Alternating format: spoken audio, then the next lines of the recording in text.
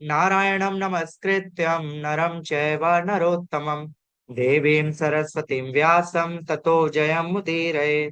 नष्टप्रायेषु अभद्रेषु नित्यं भागवत सेवया भगवती उत्तम श्लोके भक्तिर्भवति नैष्टिकी।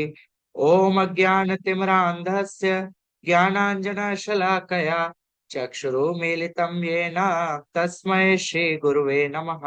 श्रीचैतन्यमनोभीष्टं स्थापितं येन भूतले स्वयं रूपा कदा मह्यं ददाति स्वपदान्तिकं।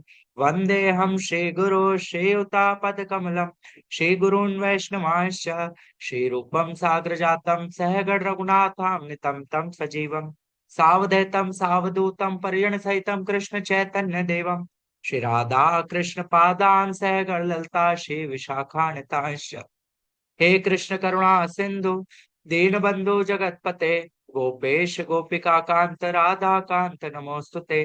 तप्त कांचन गौरांगी राधे वृंदावनेश्वरी वृषभानुसुते देवी प्रणमामि हरिप्रिये। वाञ्छाकल्पतरुभ्यश्च कृपा सिन्धुभ्य एव च पतितानां पावनेभ्यो वैष्णवेभ्यो नमो नमः। जय श्री कृष्ण चैतन्य प्रभु नित्यानंद श्री अद्वैत गदाधर शिवासादि और भक्त वृंदा। हरे कृष्णा कृष्ण कृष्णा हरे हरे हरे राम राम राम हरे हरे। हरे कृष्णा। बहुत बहुत स्वागत है सभी का आज के इस विशेष चर्चा में। हमने कल से अध्याय 13 जो ज्ञान योग है उस पर चर्चा शुरू करी थी और आज हम श्लोक संख्या 14 से चर्चा शुरू करेंगे। तो जैसे प्रतिदिन हम कल भी हमने किया कि सबसे पहले श्लोक पढ़ेंगे, श्लोक के बाद में अर्थ पढ़ेंगे और प्रभुपाद जी का तात्पर्य पढ़ेंगे। उसके बाद में चर्चा को प्रारंभ करेंगे। मेरा कल भी मैंने निवेदन किया था, आज भी मैं निवेदन कर रहा हूँ, कृपया सभी लोग ये जो हम पढ़ रहे हैं यदि पहले से पढ़कर आएंगे तो बहुत सरल रहेगा कि हम उसे अच्छे से समझ पाए। तो इसलिए जो भी आज हम चर्चा करेंगे 8-10 श्लोकों की, और कल जो भी चर्चा होगी तो कल क्लास शुरू होने से पहले सभी लोग पढ़ करके आइएगा। अभी हम चर्चा शुरू करते हैं। अध्याय 13 श्लोक संख्या 14।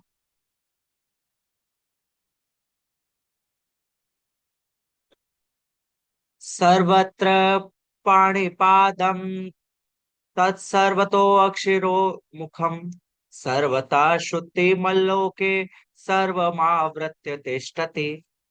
अनुवाद। उनके हाथ पांव, उनके हाथ पांव, आंखें, सिर तथा मुंह, उनके कान सर्वत्र हैं। इस प्रकार परमात्मा सभी वस्तुओं में व्याप्त होकर अवस्थित। तात्पर्य। जिस प्रकार सूर्य अपनी अनंत रश्मियों को विकर्ण करके स्थित है, उसी प्रकार परमात्मा या भगवान भी है। वे अपने सर्वव्यापी रूप में स्थित रहते हैं और उनमें आदि शिक्षक ब्रह्मा से लेकर छोटी सी चींटी तक के सारे जीव स्थित हैं। उनके अनंत सिर, हाथ, पांव तथा नेत्र हैं और अनंत जीव हैं। ये सभी परमात्मा में ही स्थित हैं। अतएव परमात्मा सर्वव्यापक है। लेकिन आत्मा यह नहीं कह सकता है कि उसके हाथ, पांव तथा नेत्र चारों दिशाओं में है। यह संभव नहीं है। यदि वह अज्ञान के कारण यह सोचता है कि उसे इसका ज्ञान नहीं है कि उसके हाथ तथा पैर चतुर्दिक प्रसारित है, किंतु समुचित ज्ञान होने पर ऐसी स्थिति में आ जाएगा, तो उसका सोचना उल्टा है। इसका अर्थ यही होता है कि प्रकृति द्वारा बद्ध होने के कारण आत्मा परम नहीं है। परमात्मा आत्मा से भिन्न है। परमात्मा अपना हाथ असीम दूरी तक फैला सकता है, किंतु आत्मा ऐसा नहीं कर सकता। भगवत गीता में भगवान कहते हैं, यदि कोई उन्हें पत्र, पुष्प या जल अर्पित करता है तो वे उसे स्वीकार करते हैं। यदि भगवान दूर होते तो फिर इन वस्तुओं को कैसे स्वीकार कर पाते। यही भगवान की सर्वशक्तिमत्ता है। यद्यपि वे पृथ्वी से बहुत दूर अपने धाम में स्थित है, तो भी वे किसी के द्वारा अर्पित कोई भी वस्तु अपना हाथ फैलाकर ग्रहण कर सकते हैं। यही उनकी शक्तिमत्ता है। ब्रह्म संहिता में 5वें अध्याय 37 नंबर श्लोक में कहा गया है, गोलोक एव निवसत्य अखिलात्म भूता। यद्यपि वे अपने दिव्य लोक में लीलारत रहते हैं, फिर भी वे सर्वव्यापी हैं। आत्मा ऐसा घोषित नहीं कर सकता कि वह सर्वव्यापक है। अतएव इस श्लोक में आत्मा नहीं अपितु परमात्मा या भगवान का वर्णन हुआ है। सर्वत्र पाणिपादं तत्स सर्वतो अक्षिशिरो मुखम सर्वथा श्रुतिमल्लोके सर्वमावृत्य तिष्ठति। उनके हाथ, पांव, आंखें, सिर तथा मुंह तथा उनके कान सर्वत्र हैं। इस प्रकार परमात्मा सभी वस्तुओं में व्याप्त होकर अवस्थित है। देखिए, इस श्लोक से भगवान क्षेत्रज्ञ, देखिए क्षेत्रज्ञ दो बताए थे, तो क्षेत्रज्ञ के विषय में बोला था। एक तो क्षेत्रज्ञ इस शरीर को जानने वाले यानी कि आत्मा को क्षेत्रज्ञ बताया गया। दूसरा क्षेत्रज्ञ स्वयं भगवान। इस श्लोक में जैसा कि प्रभुपाद जी ने भी तात्पर्य में कहा, यहाँ पर भगवान भगवान यानी परमात्मा के गुण बता रहे हैं। यहाँ पे जो गुणों का वर्णन हो रहा है, परमात्मा के गुण बता रहे हैं। और इस श्लोक में परमात्मा के 4 गुणों का वर्णन हुआ है। तो हम एक एक करके उन गुणों को पढ़ेंगे और सभी लोग इनको नोट करते जाइएगा कि कौन कौन से गुण हैं परमात्मा के, जिनका इस श्लोक में वर्णन हुआ है। श्लोक की पंक्तियां हैं, स्टार्टिंग के शब्द हैं, प्रारंभ के। सर्वता पाणि पादम तत्, सर्वता पाणि पादम तत्, यानी कि उनके हाथ और पैर सर्वत्र है। पहला गुण परमात्मा का कि उनके हाथ और पैर सर्वत्र है, सब जगह उनके हाथ और पैर फैले हुए। इसके बाद में अगला शब्द आता है सर्वतो अक्षिशिरो मुखम, कि उनकी आंखें, सिर और मुंह सर्वत्र है। दूसरा गुण क्या आया कि उनकी आंखें, सिर तथा मुंह ये सब भी सर्वत्र व्याप्त है। अब तीसरा गुण आता है इसमें, सर्वता श्रुति मल्लोके, सर्वता श्रुति मल्लोके, यानी कि उनके कान सर्वत्र है। जो परमात्मा है, जिस परमात्मा का यहाँ वर्णन हो रहा है, उनके कान भी सर्वत्र व्याप्त है। और चौथा गुण इस श्लोक के अंतिम शब्दों में, सर्वमावृत्य तिष्ठति, वे सर्वव्याप्त है। तो यहाँ पर इस श्लोक में परमात्मा के 4 गुणों का वर्णन होता है। पहला गुण है कि उनके हाथ और पैर सर्वत्र है। दूसरा गुण है सर्वतोक्षिरोमुखम, कि उनकी आंखें, सिर तथा मुंह सर्वत्र है। तीसरा गुण है सर्वता श्रुति मल्लोके, कि उनके कान सर्वत्र हैं। और चौथा गुण है सर्वमावृत्य तिष्ठति, यानी कि वो सर्वव्याप्त है। तो इस 14 नंबर श्लोक में परमात्मा के 4 गुणों का वर्णन हुआ। और परमात्मा कौन है? क्षेत्रज्ञ। मैंने फिर से रिपीट करूंगा, क्षेत्रज्ञ दो बताए, एक आत्मा को क्षेत्रज्ञ बोला गया, एक क्षेत्रज्ञ परमात्मा को बोला गया। अब इसके आगे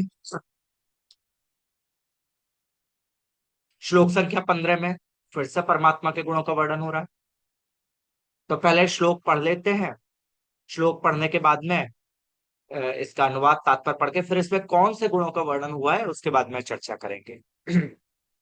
भगवद गीता यथारूप अध्याय 13 श्लोक 15। सर्वेन्द्रिय गुणाभासम सर्वेन्द्रिय विवर्जितम असक्तम सर्वभ्रच्चैव निर्गुणम गुण प्रोक्तु च। अनुवाद, परमात्मा समस्त इंद्रियों के मूल स्रोत है, फिर भी वे इंद्रियों से रहित हैं। वे समस्त जीवों के पालनकर्ता होकर भी अनासक्त हैं। वे प्रकृति के गुणों के परे हैं, फिर भी वे भौतिक प्रकृति के समस्त गुणों के स्वामी। तात्पर्य पढ़ते हैं श्रील प्रभुपाद जी के द्वारा। तात्पर्य, यद्यपि परमेश्वर समस्त जीवों की समस्त इंद्रियों के स्रोत है, फिर भी जीवों की तरह उनके भौतिक इंद्रियां नहीं होती। वास्तव में जीवों में आध्यात्मिक इंद्रियां होती, लेकिन बद्ध जीवन में वे भौतिक तत्वों से आच्छादित रहती हैं। अतः इंद्रिय कार्यों का प्रागट्य पदार्थ द्वारा होता है। लेकिन बद्ध जीवन में वे भौतिक तत्वों से आच्छादित रहती हैं। अतएव इंद्रिय कार्यों का प्राकट्य पदार्थ द्वारा होता है। परमेश्वर की इंद्रियां इस तरह आच्छादित नहीं रहती। उनकी इंद्रियां दिव्य होती हैं, अतएव निर्गुण कहलाती हैं। गुण का अर्थ है भौतिक गुण, लेकिन उनकी इंद्रियां भौतिक आवरण से रहित होती हैं। यह समझ लेना चाहिए कि उनकी इंद्रियां हमारी इंद्रियों जैसी नहीं होती। यद्यपि वे हमारे समस्त इंद्रिय कार्यों के स्रोत हैं, लेकिन उनकी इंद्रियां दिव्य होती हैं, जो कल्मश रहित होती हैं। इसकी बड़ी ही सुंदर व्याख्या श्वेताश्तर उपनिषद 3.11 19 में अपाणि पाणो जवनो ग्रहीता श्लोक में हुई। भगवान के हाथ भौतिक कल्मशों से ग्रस्त नहीं होते, अतएव उन्हें जो कुछ अर्पित किया जाता है उसे वे अपने हाथों से ग्रहण करते हैं। बद्धजीव तथा परमात्मा में यही अंतर है। उनके भौतिक नेत्र नहीं होते, फिर भी उनके नेत्र होते हैं, अन्यथा वे कैसे देख सकते? वे सब कुछ देख सकते हैं, भूत, वर्तमान तथा भविष्य। वे जीवों के हृदय में वास करते हैं और वे जानते हैं कि भूतकाल में हमने क्या किया, अब क्या कर रहे हैं और भविष्य में क्या होने वाला है। इसकी पुष्टि भगवत गीता में हुई। वे सब कुछ जानते हैं, किंतु उन्हें कोई नहीं जानता।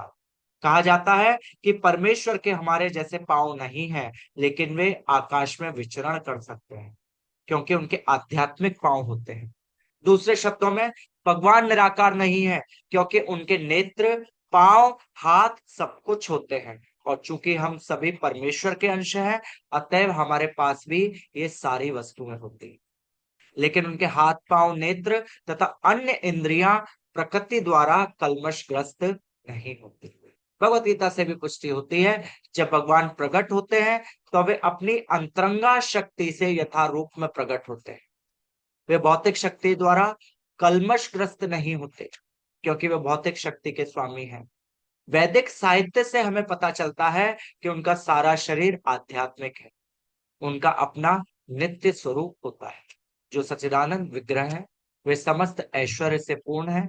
वे सारी संपत्ति के स्वामी हैं और सारी शक्ति के स्वामी हैं। वे सर्वाधिक बुद्धिमान तथा ज्ञान से पूर्ण है।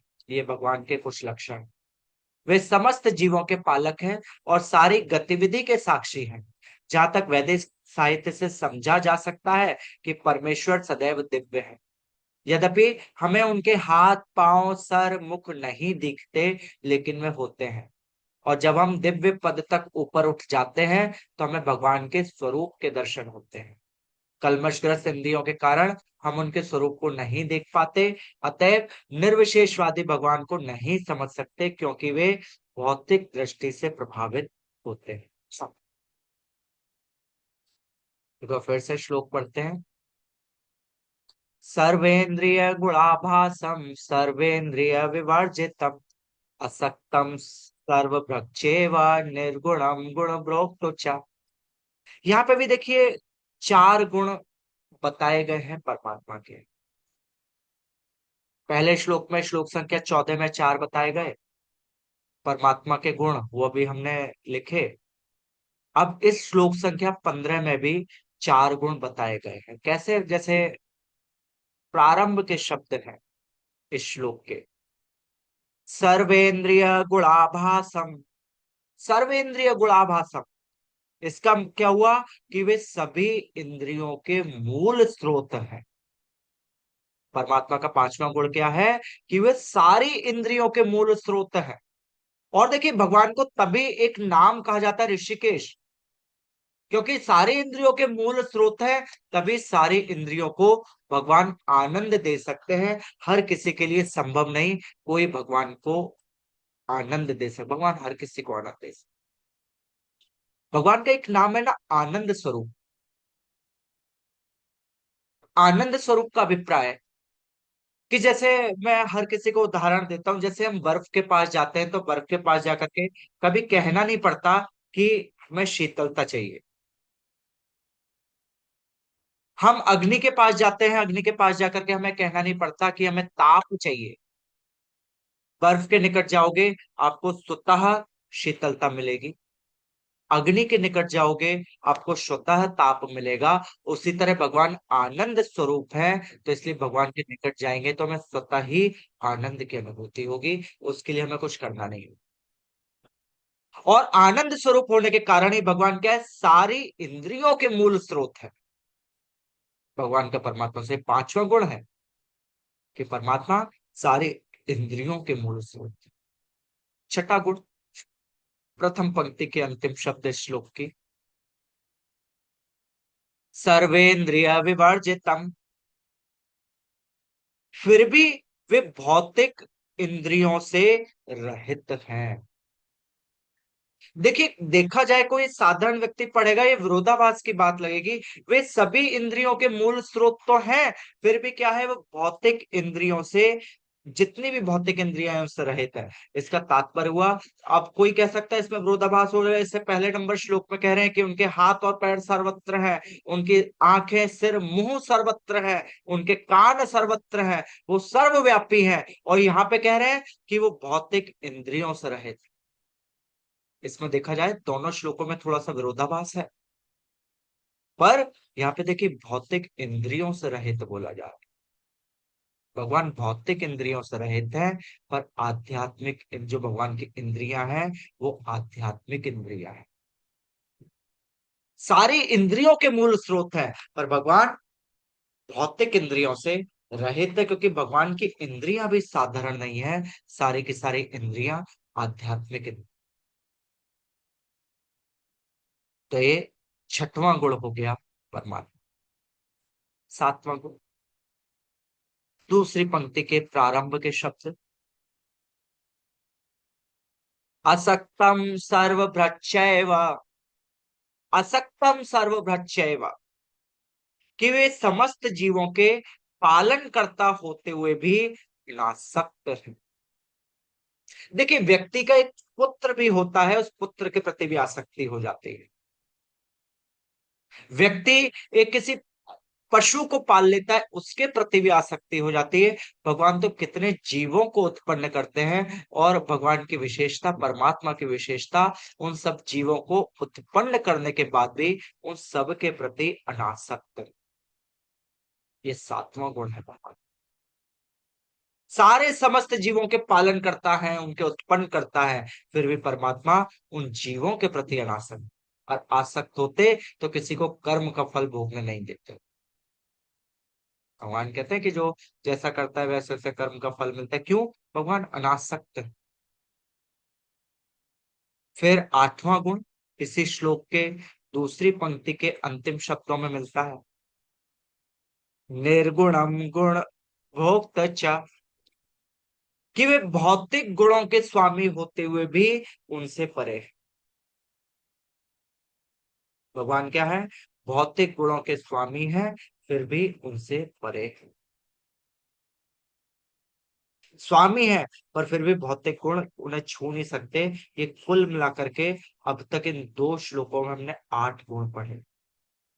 इस श्लोक में 4 गुण हमने भगवान के समझे। पहला गुण, सर्वेंद्रिय गुणाभासम, कि जितने भी इंद्रिय हैं उनके वो मूल स्रोत है। भगवान मूल स्रोत है सारे इंद्रिय। दूसरा गुण, सर्वेंद्रिय विवर्जितम, जितने भी इंद्रियां हैं उनके मूल स्रोत है, फिर भी वो भौतिक इंद्रियों से रहित है। भौतिक इंद्रियों से रहित होना, भगवान की कोई भी इंद्रिय भौतिक नहीं है। भगवान की सारी इंद्रियां आध्यात्मिक है। इसके बाद में तीसरा गुण इस श्लोक का, असक्तम सर्व प्रत्यय, कि वे समस्त जीवों के पालन करता होते हुए भी अनासक्त हो। भगवान समस्त जीवों के पालन करता है, और पालन करता हुआ होते हुए भी अनासक्त की स्थिति में रहता है। और चौथा गुण, निर्गुणम गुण प्रोक्त च, वे भौतिक गुणों के स्वामी होकर भी उनसे परे है। तो टोटल अभी तक हमने 8 गुण परमात्मा के जाने, 4 श्लोक संख्या 14 में और 4 श्लोक संख्या 15। अब श्लोक संख्या 16 में भी कुछ गुण बताए गए। श्लोक संख्या 16 में तीन गुण परमात्मा के बताए। पहले हमें श्लोक को पढ़ते हैं, श्लोक के बाद में अर्थ तात्पर्य पढ़ेंगे, फिर इसमें कौन से परमात्मा के तीन गुण बताए गए हैं उनके ऊपर चर्चा करेंगे। बहिरन्तश्च भूतानामचरं चरमेव च सूक्ष्मवत्तात् विज्ञेयं दूरस्थं चान्तिके च तत्। अनुवाद। परम सत्य जड़ तथा जंगम समस्त जीवों के बाहर तथा भीतर स्थित है। सूक्ष्म होने के कारण वे भौतिक इंद्रियों के द्वारा जानने या देखने से परे है। यद्यपि वे अत्यंत दूर रहते हैं, किंतु हम सबों के निकट भी हैं। परमात्मा भले ही बहुत दूर रहते हैं, पर हम सबके निकट भी हैं। तात्पर्य श्रील प्रभुपाद के द्वारा। वैदिक साहित्य से हम जानते हैं कि परम पुरुष नारायण प्रत्येक जीव के बाहर तथा भीतर निवास करने वाले हैं। वे भौतिक तथा आध्यात्मिक दोनों ही जगतों में विद्यमान रहते हैं। यद्यपि वे बहुत दूर हैं, फिर भी वे हमारे निकट रहते हैं। वे वैदिक साहित्य के वचन हैं। आसीनो दूरम व्रजति शयानो याति सर्वता, कठोपनिषद 1.2.21। जो कि वे निरंतर दिव्य आनंद भोगते रहते हैं, अतएव हम यह नहीं समझ पाते कि वे सारे ऐश्वर्य का भोग किस तरह कर सकते हैं। हम इन भौतिक इंद्रियों से ना तो उन्हें देख पाते हैं ना समझ पाते हैं।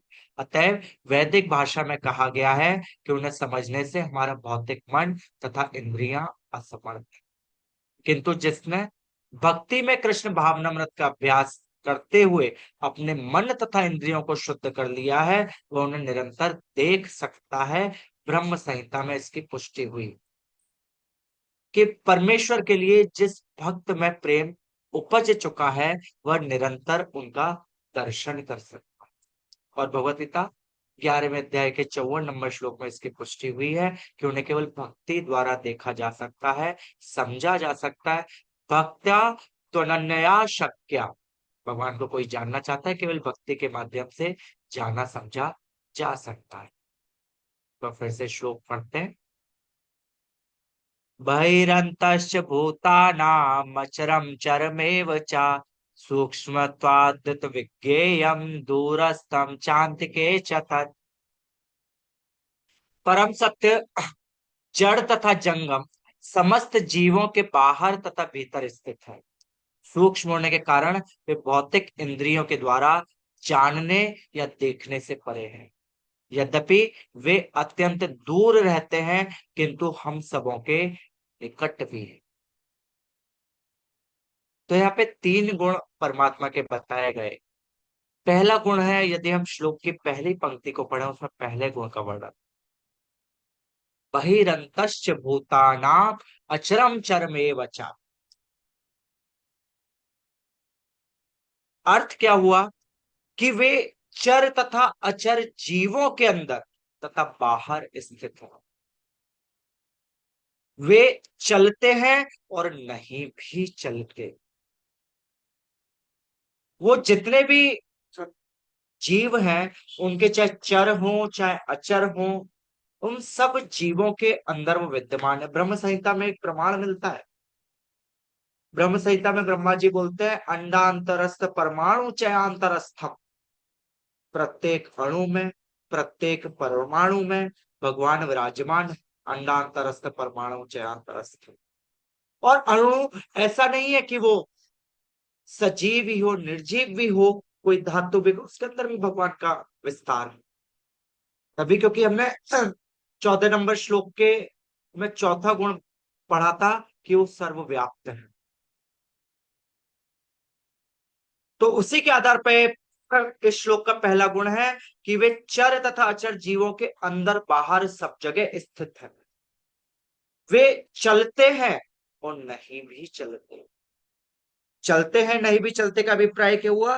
वो चलते हुए प्रतीत होते हैं, पर चलते भी नहीं। ये परमात्मा का नौवां गुण है। कौन सा गुण है? परमात्मा का नौवां गुण है। और इस श्लोक का पहला गुण है जो भगवान वर्णन कर। अब दूसरा गुण इस श्लोक का, दूसरी पंक्ति के प्रारंभ के शब्द देखें। सूक्ष्म तत्वात विज्ञेयम, अर्थात वे सूक्ष्म होने के कारण भौतिक इंद्रियों से नहीं देखे जा सकते। कोई कहे कि हम परमात्मा को देखना चाहते हैं, हम परमात्मा को देखें, तो भौतिक इंद्रियों के माध्यम से परमात्मा को देखना संभव नहीं है, क्योंकि परमात्मा सूक्ष्माति सूक्ष्म है। कोई समझे कि इन इंद्रियों से देख पाए, अनुभव कर पाए, इन इंद्रियों के माध्यम से, भौतिक इंद्रियों के माध्यम से संभव। तो इस परमात्मा को सूक्ष्म होने के कारण, ये दूसरा गुण है श्लोक का, और 10वां गुण है अब तक का परमात्मा का, कि वे सूक्ष्म होने के कारण भौतिक इंद्रियों के द्वारा नहीं देखे जा सकते।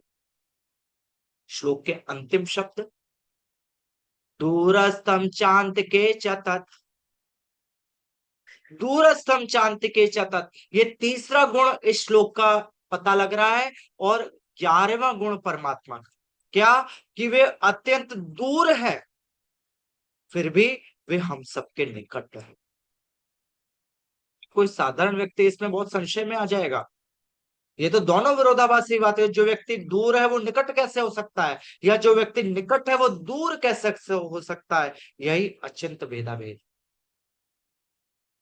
कि परमात्मा हम सबके बहुत दूर है, पर हम सबके बहुत निकट भी है, अत्यंत निकट है। तो इस श्लोक में 3 श्लोकों का वर्णन हुआ, 3 गुणों का वर्णन हुआ परमात्मा का।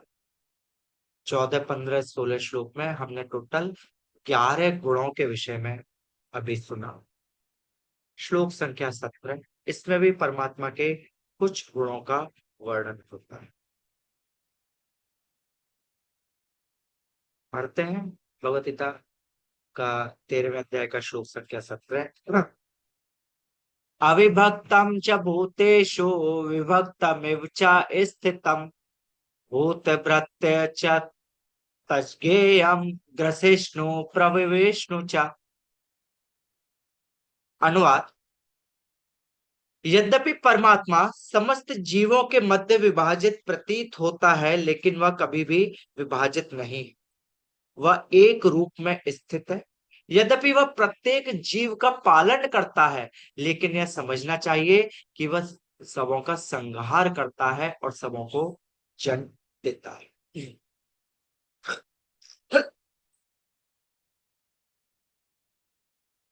तात्पर्य शिला प्रभुपाद जी के द्वारा, भगवान सबों के हृदय में परमात्मा रूप में स्थित है।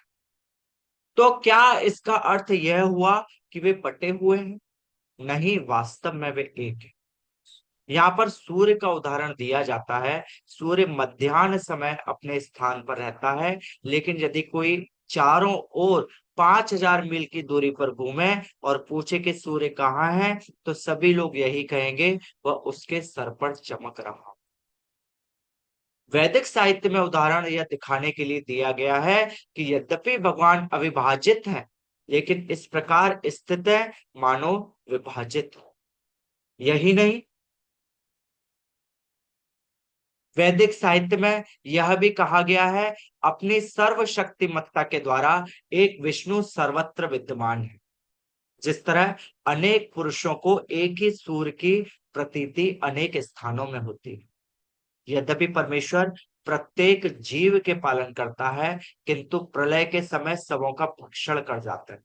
इसकी पुष्टि 11वें अध्याय में हो चुकी है, जहाँ भगवान कहते हैं कि वे कुरुक्षेत्र में एकत्र सारे अरे योद्धाओं का ये क्या है? किसी का माइक ऑफ है, कृपया ऑन है म्यूट कर लीजिए।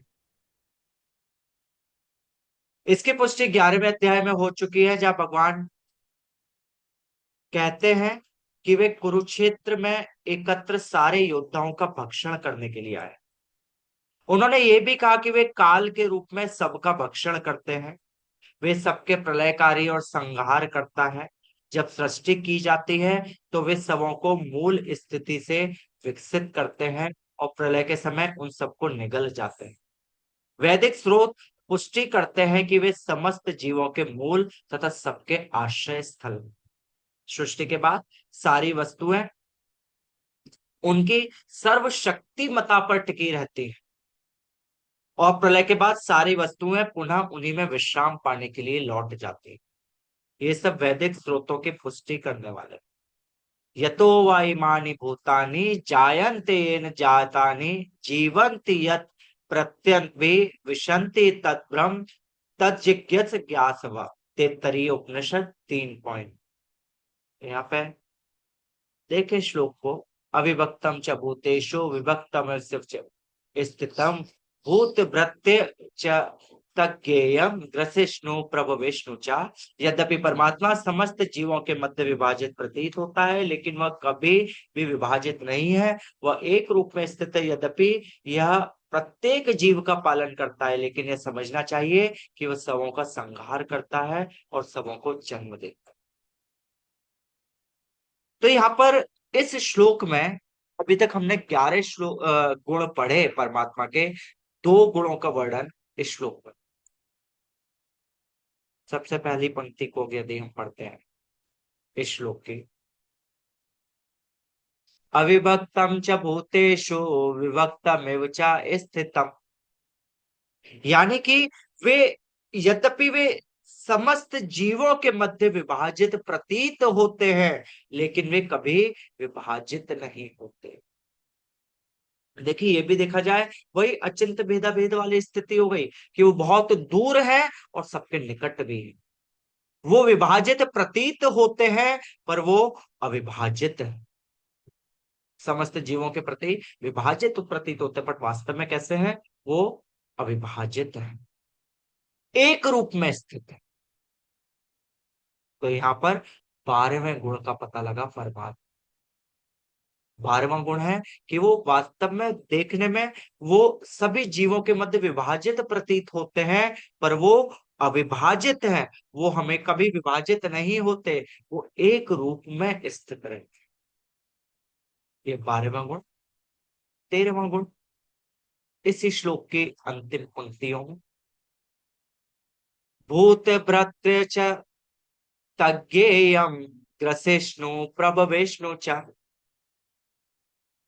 वे समस्त जीवों के पालन करता है और उनके संहार करता तथा सृजन करता भी।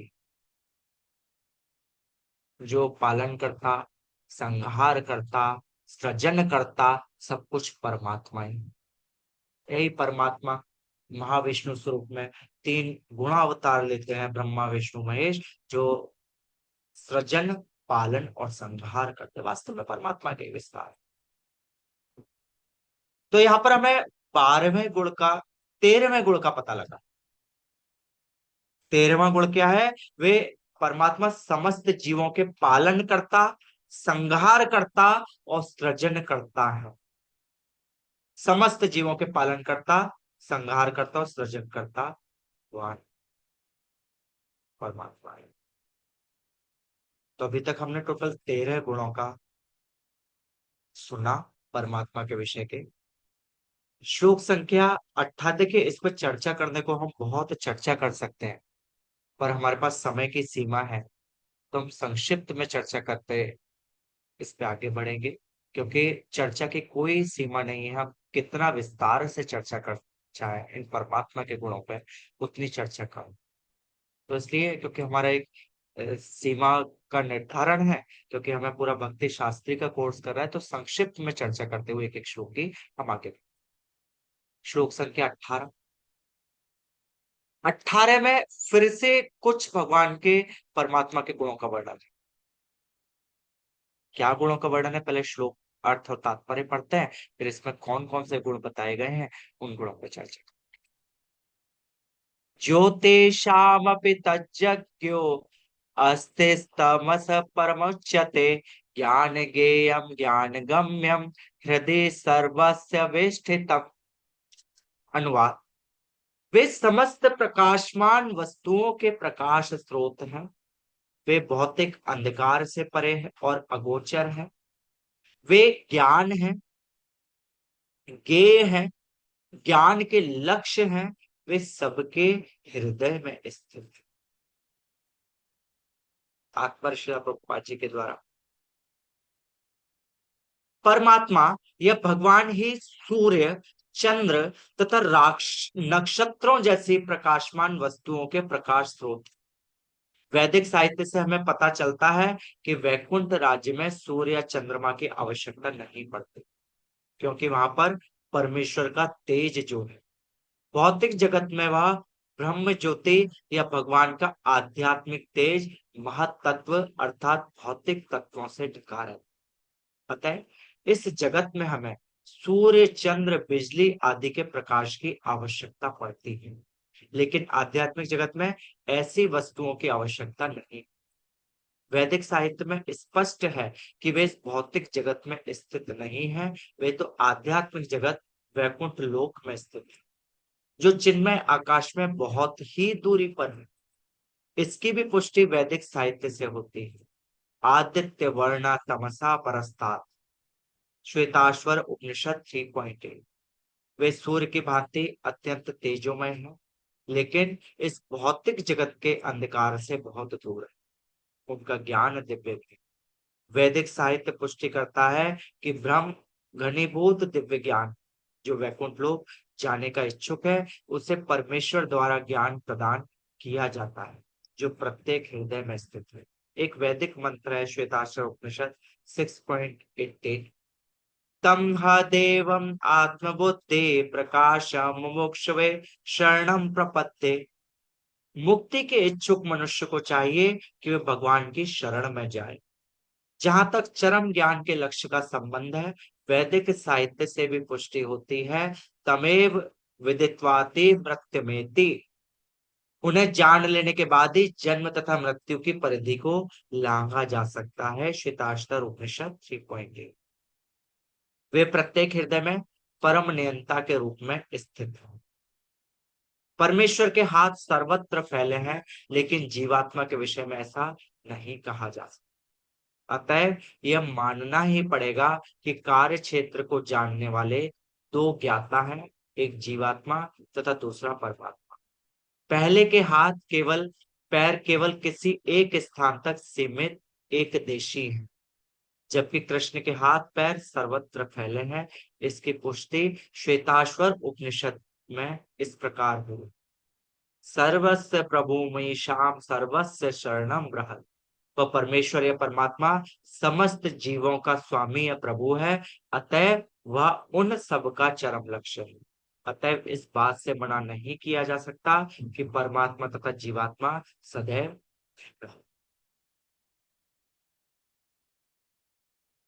देखिए, इस श्लोक में भी परमात्मा के कुछ गुणों का वर्णन किया है। ज्योति शामपि तज्ज्योति अस्तमसा परमोच्यते ज्ञानम ज्ञेयम गम्यम हृदय सर्वस्य विष्टितम्। वे समस्त प्रकाशमान वस्तुओं के प्रकाश स्रोत हैं, वे भौतिक अंधकार से परे हैं, अगोचर हैं, वे ज्ञान हैं, ज्ञेय हैं, ज्ञान के लक्ष्य हैं, वे सबके हृदय में स्थित। अगर देखा जाए, इस श्लोक में परमात्मा के 4 गुणों के विषय में वर्णन किया गया। अभी तक हम 13 गुणों के विषय में चर्चा कर चुके हैं। जो पहले के श्लोकों में वर्णन था, 14, 15, 16, 17, 4 श्लोकों में 13 गुण वर्णन थे। अब इस 18 नंबर श्लोकों में 4 गुणों का वर्णन मिलता है। प्रारंभ के शब्द हैं, ज्योतिषामपि तज्ज्योतिष। ज्योतिषामपि तज्ज्योतिष, यानी कि वे सभी प्रकाशमान वस्तुओं के प्रकाश स्रोत हैं। भगवान का 14वां गुण परमात्मा का, कि जितने भी प्रकाशमान वस्तु हैं, उनको प्रकाश करने वाली ऊर्जा, प्रकाश देने वाले स्रोत स्वयं परमात्मा है। ये 14वां गुण पता लगा।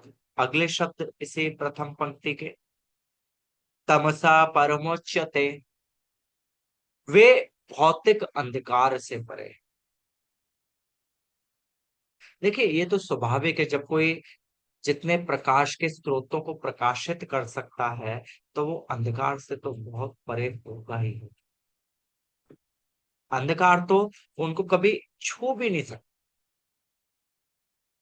एक चैतन्य चरितमृत में प्यार है, जो कृष्णराज कविराज गोस्वामी में लिखा है, श्रील प्रभुपाद जी कई बार उस प्यार को कोट करते हैं। कृष्ण सूर्य सम माया है अंधकार, जहां कृष्ण वहां नहीं माया राधिका। कि कृष्ण वास्तव में सूर्य के समान है और माया अंधकार के समान है। जहां कृष्ण होते हैं वहां पे किसी भी प्रकार का अंधकार तो हो ही नहीं सकता। तो यहाँ पे जो गुण पता लगा हमें, 15वां गुण, कि परमात्मा भौतिक अंधकार से परे। परमात्मा साधारण नहीं है, जितने भी भौतिक अंधकार हैं उनसे परे। 16वां गुण, इसी श्लोक के दूसरी पंक्ति के प्रारंभ के शब्द, ज्ञानम ज्ञेयम ज्ञान गम्यम। वे ज्ञान है, वे ज्ञेय है और ज्ञान के लक्ष्य हैं। और देखा है, इन तीनों को एक भी गुण मान सकते हैं और तीनों को अलग अलग तीन गुण भी मान सकते हैं।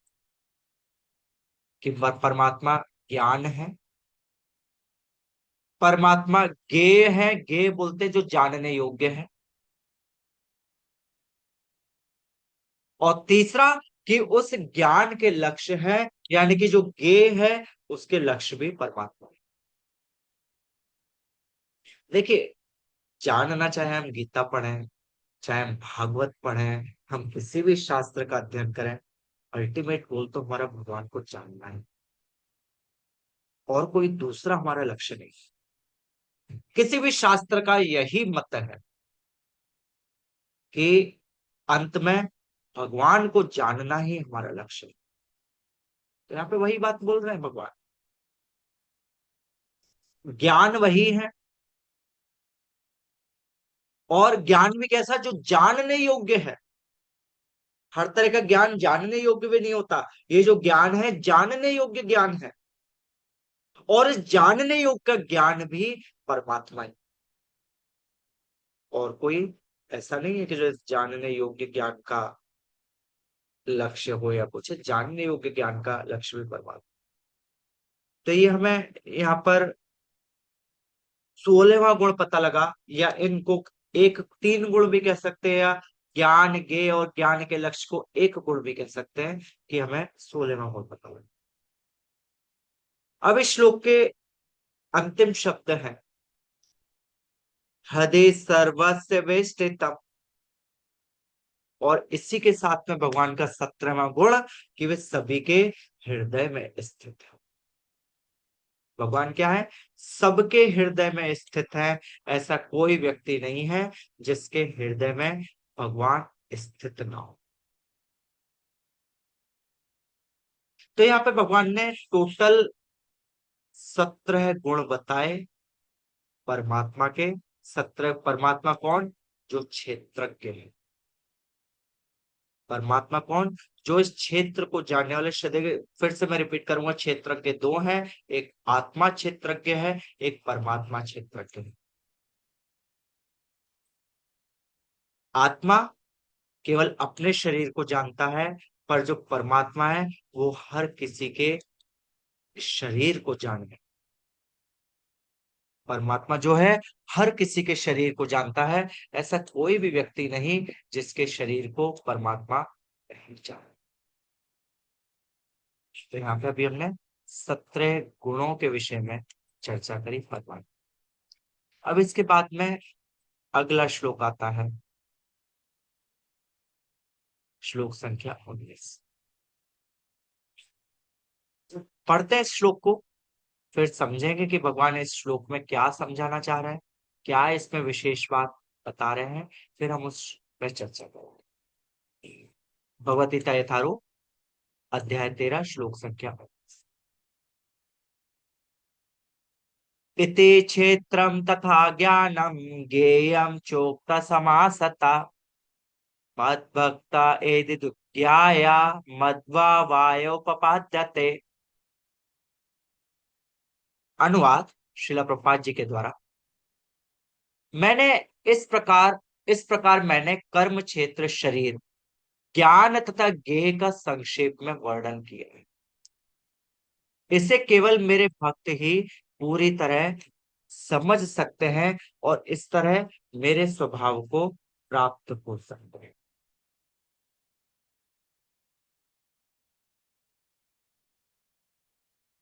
तात्पर्य शिला प्रभुपाद जी के द्वारा।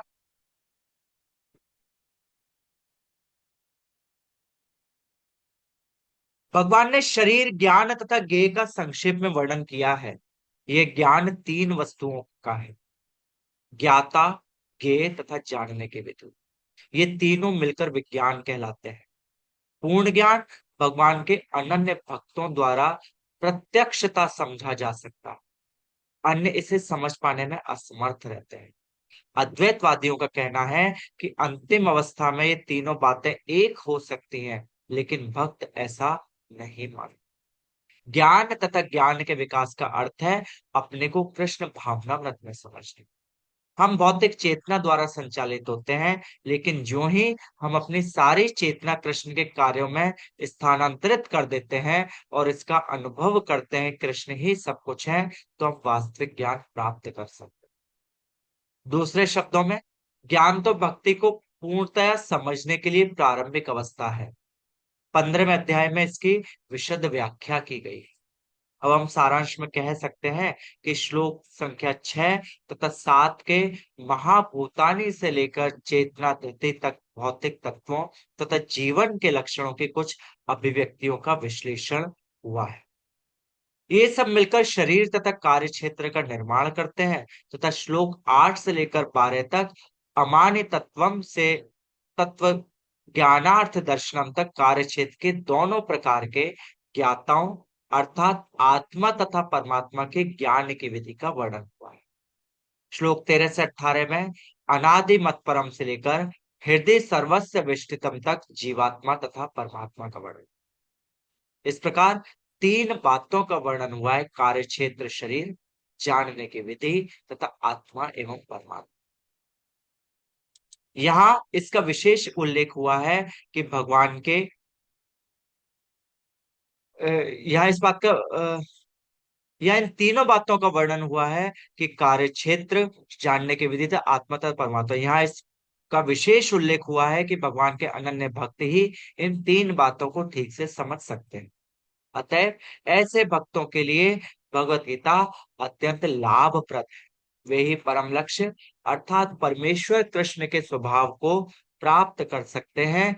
दूसरे शब्दों में केवल भक्त ही भगवत गीता को समझ सकते हैं, वांछित फल प्राप्त कर सकते हैं। अन्य किसी के लिए समझना, वांछित फल को प्राप्त करना संभव नहीं है। इति क्षेत्रम तथा ज्ञानम ज्ञेयम योक्तम समासता मद्भक्ता एतद्विज्ञाय मध्वा वायोपपद्यते। तो यहाँ पे भगवान देखा जाए इस श्लोक में समझने की जो इस ज्ञान को समझ सकता है, भगवान ने क्षेत्रज्ञ के विषय में, क्षेत्र के विषय में ये जो ज्ञान दिया, ज्ञान के विषय में बताया, ज्ञान के विषय बताए, ज्ञान का लक्ष्य बताया, बहुत सारे प्रश्नों के उत्तर दिए। इसे कौन समझ सकता है, उसके समझने की योग्यता इस श्लोक में बताया। भगवान कहते हैं कि मैंने शरीर, ज्ञान तथा ज्ञेय का संक्षिप्त वर्णन किया है और इसे कौन समझ सकता है? जो मेरे भक्त हैं वही इसको समझ सकते हैं और समझ करके मेरे स्वभाव को प्राप्त कर। मेरे स्वभाव को, वास्तव में भगवान का स्वभाव क्या है? भगवान सतचित आनंद है। यहाँ पे परमात्मा के स्वभाव को प्राप्त करना ये नहीं है कि उसमें जाके लीन होना भक्त ऐसी कामना करते हैं। भक्त क्या करता है कि जिस आनंद में परमात्मा होते हैं उस आनंद की अनुभूति करता है, यह उस स्वभाव को प्राप्त कर। तो इस श्लोक में बस इतना ही बताया कि इस ज्ञान को समझने की योग्यता क्या है उसके विषय में। अब आगे के श्लोकों में चलते हैं। आगे के श्लोकों में प्रकृति, पुरुष और उनका क्या संबंध है उसके विषय में चर्चा हुई।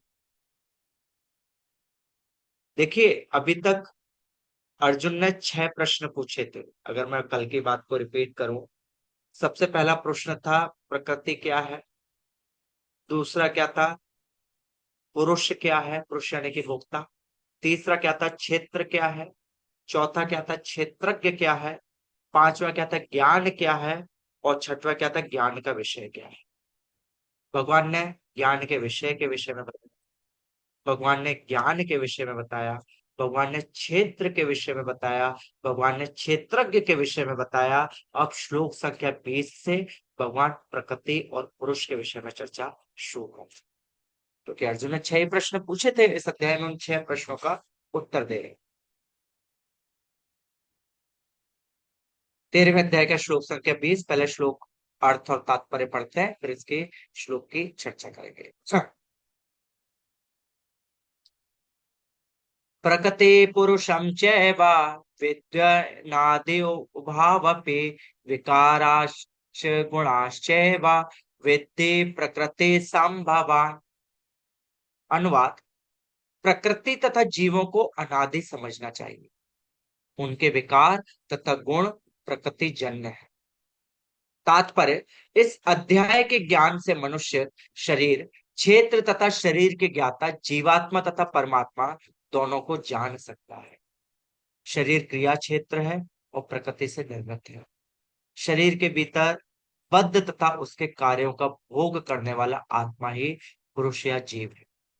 वह ज्ञाता है और इसके अतिरिक्त भी दूसरा ज्ञाता होता है जो परमात्मा है। निसंदेह यह समझना चाहिए कि परमात्मा तथा आत्मा एक ही भगवान की विभिन्न अभिव्यक्तियां।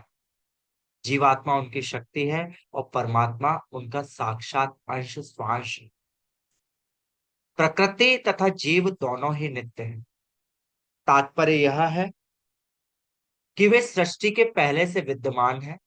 यह भौतिक अभिव्यक्ति परमेश्वर की शक्ति से है और उसी प्रकार जीव भी है, किंतु जीव श्रेष्ठ शक्ति है। जीव तथा प्रकृति इस ब्रह्मांड के उत्पन्न होने से पूर्व से विद्यमान है। प्रकृति तो महाविष्णु में लीन हो गई और जब इसकी आवश्यकता पड़ी तो यह महत तत्व के द्वारा प्रकट हुई। इसी प्रकार जीव भी उनके भीतर रहते हैं, क्योंकि वे बद्ध हैं, अतः वे परमेश्वर की सेवा करने से विमुख हैं। इस तरह उन्हें वैकुंठ लोक में प्रविष्ट होने नहीं दिया जाता। लेकिन प्रकृति के व्यक्त होने पर इन्हें भौतिक जगत में पुनः कर्म करने और वैकुंठ लोक में प्रवेश करने की तैयारी करने का अवसर दिया जाता है। इस भौतिक सृष्टि का यही रहस्य है। वास्तव में जीवात्मा मूलतः परमेश्वर का अंश है, लेकिन अपने विद्रोही स्वभाव के कारण वह प्रकृति के भीतर बद्ध रहता है। इसका कोई महत्व नहीं है कि ये जीव या श्रेष्ठ जीव किस प्रकार प्रकृति के संपर्क में आए, किंतु भगवान जानते कि ऐसा कैसे और क्यों हुआ। शास्त्रों में भगवान का वचन है कि जो लोग प्रकृति द्वारा आकृष्ट हैं वे कठिन जीवन संघर्ष कर रहे हैं। लेकिन इस कुछ श्लोकों के वर्णन से निश्चित समझ लेना होगा कि प्रकृति के 3 गुणों के द्वारा उत्पन्न विकार प्रकृति की ही उपज है। जीवों के सारे विकार तथा प्रकार शरीर के कारण है। जहां तक आत्मा का संबंध है सारे जीव एक ही है। तो यहाँ पर फिर से श्लोक पढ़ते हैं। प्रकृति पुरुषम चैव विद्यनादि उभावपि विकाराश्च गुणाश्चैव विद्धि प्रकृति संभवान्। प्रकृति तथा जीवों को अनादि समझना चाहिए, क्योंकि उनके विकार गुण तथा प्रकृति जन्य। देखिए इस श्लोक में भगवान स्पष्टता कह रहे हैं कि प्रकृति और पुरुष दोनों शाश्वत है। कि अर्जुन ने प्रश्न किया था प्रकृति और पुरुष कौन है, प्रकृति कौन है, पुरुष कौन है। प्रकृति और जीव ये भगवान की शक्ति होने के कारण अनादि है। अगर हम देखें पूरे पिछले 7वें अध्याय के चौथे 5वें नंबर श्लोक में इसका वर्णन हुआ है कि भगवान की शक्ति होने के कारण अनादि है और इनके परिवर्तन विकार परिवर्तन तथा गुण प्रकृति जन्य है। जीव के शरीर में परिवर्तन होता है। प्रकृति के स्वभाव के प्रकृति 3 गुणों के अधीन रहती है। और कैसा परिवर्तन होता है, देखिए अगर हम देखें कि सृष्टि के पूर्व भौतिक प्रकृति, जीवात्माएं सब महाविष्णु में सुषुप्त रहती है, सुप्तावस्था में रहती है। सृजन के समय क्या होता है, उन्हें प्रकट किया जाता है। और कैसे प्रकट किया जाता है? जीवात्मा को उनके भौतिक जगत में पुनः कर्म करने और आध्यात्मिक जगत में प्रवेश करने की तैयारी का एक अवसर दिया जाता है। भगवान का देखिए जीवात्मा को प्रकट करने का क्या उद्देश्य होता है कि वो भौतिक जगत में पुनः कर्म करे। कैसे कर्म करे? जिससे वो आध्यात्मिक जगत में फिर से प्रवेश करे, आध्यात्मिक जगत में प्रवेश करने की तैयारी करने का अवसर दिया जाता है। इसलिए महाविष्णु पूरे इस भौतिक प्रगति को फिर से प्रकट करते हैं। परंतु एक बात ध्यान रखने योग्य है कि परमेश्वर ही परम पुरुष, प्रभु, नियंत्रक, भोक्ता, स्वामी इस जगत के पालन करता है। और जीवात्मा कौन है? उन्हीं उसी परमात्मा की शक्ति है। पर जीवात्मा स्वामी और नियंत्रक नहीं है। स्वामी और नियंत्रक कौन है? केवल परमात्मा है। परंतु जीव के स्वामी होने की मानसिकता के कारण कभी कभी वो अपने आप को पुरुष कहलवाता है। और ये पुरुष शब्द परमेश्वर और जीवात्मा को दोनों को सूचित करने के लिए किसी किसी स्थान पे कहा जाता है। पर वास्तविक पुरुष कौन है? वास्तविक पुरुष तो परमेश्वर ही है। वास्तविक पुरुष और कोई नहीं है। वास्तविक पुरुष केवल परमेश्वर है। पर जीवात्मा के अंदर कभी कभी स्वामित्व का भाव आता है। जीवात्मा अपने आप को स्वामी समझने लगता है, तो इसलिए अपने को पुरुष कहलाने का कार्य करता है। तो इसलिए इसमें इस श्लोक से हमें पता लगा कि प्रकृति और पुरुष दोनों अनादि हैं। उनके विकार तथा गुण प्रकृति जन्य है। विकार यानी कि परिवर्तक। और पुरुष कौन है? वास्तव में देखिए पुरुष के विषय में बताया वही परम पुरुष, प्रभु, नियंत्रक, भोक्ता, स्वामी है। और जीवात्मा जब जब स्वयं नियंत्रक और स्वामी बनना चाहता है तो अपने पुरुष की तरह अपने को प्रस्तुत कर। और ये वास्तव में जीवात्मा का सबसे बड़ा विडंबना रहती है, सबसे बड़ी गलती रहती है कि अपने आप को पुरुष मान करके उसकी तरह प्रस्तुत करता है। श्लोक संख्या 21।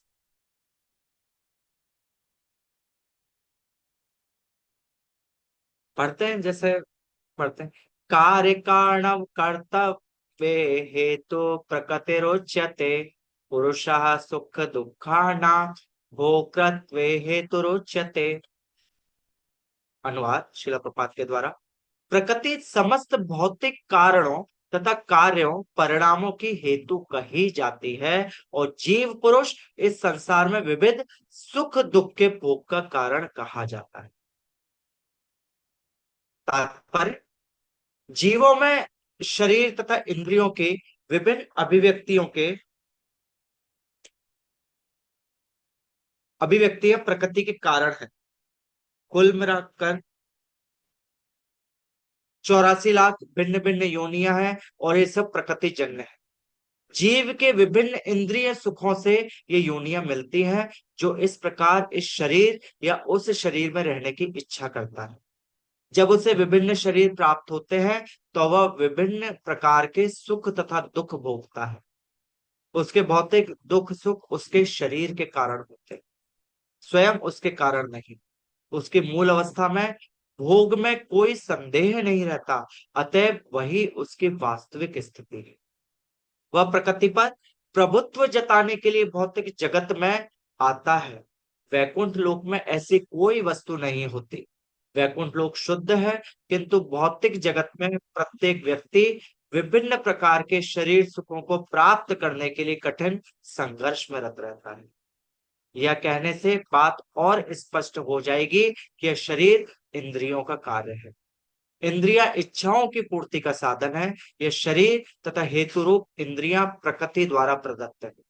और जैसा कि अगले श्लोक से स्पष्ट हो जाएगा, जीव को अपनी पूर्व आकांक्षा तथा कर्म के अनुसार परिस्थितियों के वश वरदान या शाप मिलता है। जीव की इच्छाओं तथा कर्मों के अनुसार प्रकृति उसे विभिन्न स्थानों में पहुंचाती है। जीव स्वयं ऐसे स्थानों में जाने तथा मिलने वाले सुख दुख का कारण होता है। एक प्रकार का शरीर प्राप्त हो जाने पर वह प्रकृति के वश में हो जाता है, क्योंकि शरीर पदार्थ होने के कारण प्रकृति के नियमानुसार कार्य करता है। उस समय शरीर में ऐसी शक्ति नहीं कि वह उस नियम को बदल सके। मान लीजिए कि जीव को कुत्ते का शरीर प्राप्त हो गया। जो ही वह कुत्ते के शरीर में स्थापित किया जाता है, उसे कुत्ते की भांति आचरण करना होता है। वह अन्यथा आचरण नहीं कर सकता। यदि जीव को सूकर का शरीर प्राप्त होता है, तो वो मल खाने तथा सूकर की भांति रहने के लिए बाध्य है। इसी प्रकार यदि जीव को देवता का शरीर प्राप्त हो जाता है, तो उसे अपने शरीर के अनुसार कार्य करना होता है। यही प्रकृति का नियम। वेदों में मुंडक उपनिषद 3.1.1 इसकी व्याख्या इस प्रकार की गई है। द्व्या सुपर्णा सयुजा सखाय। परमेश्वर जीव पर इतना कृपालु है कि वह सदैव जीव के साथ रहता है, सभी परिस्थितियों में परमात्मा रूप में विद्यमान है। कार्य कारण कर्तव्य हेतु प्रकृतिरुच्यते पुरुषम सुख दुखानाम प्रोक्तव्य हेतुरुच्यते।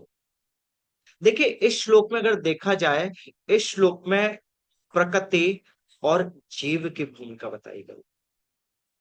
प्रकृति की क्या भूमिका है और जीवात्मा जीव की क्या भूमिका है। अगर देखिए हम पहली पंक्ति को देखें, पहली पंक्ति में प्रकृति की भूमिका बताई गई।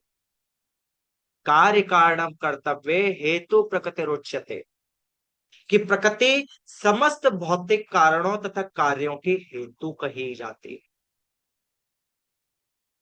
ये जो प्रकृति है, जितने भी भौतिक कारण है उनकी कारण है, और उनके कार्यों की हेतु है ये प्रकृति।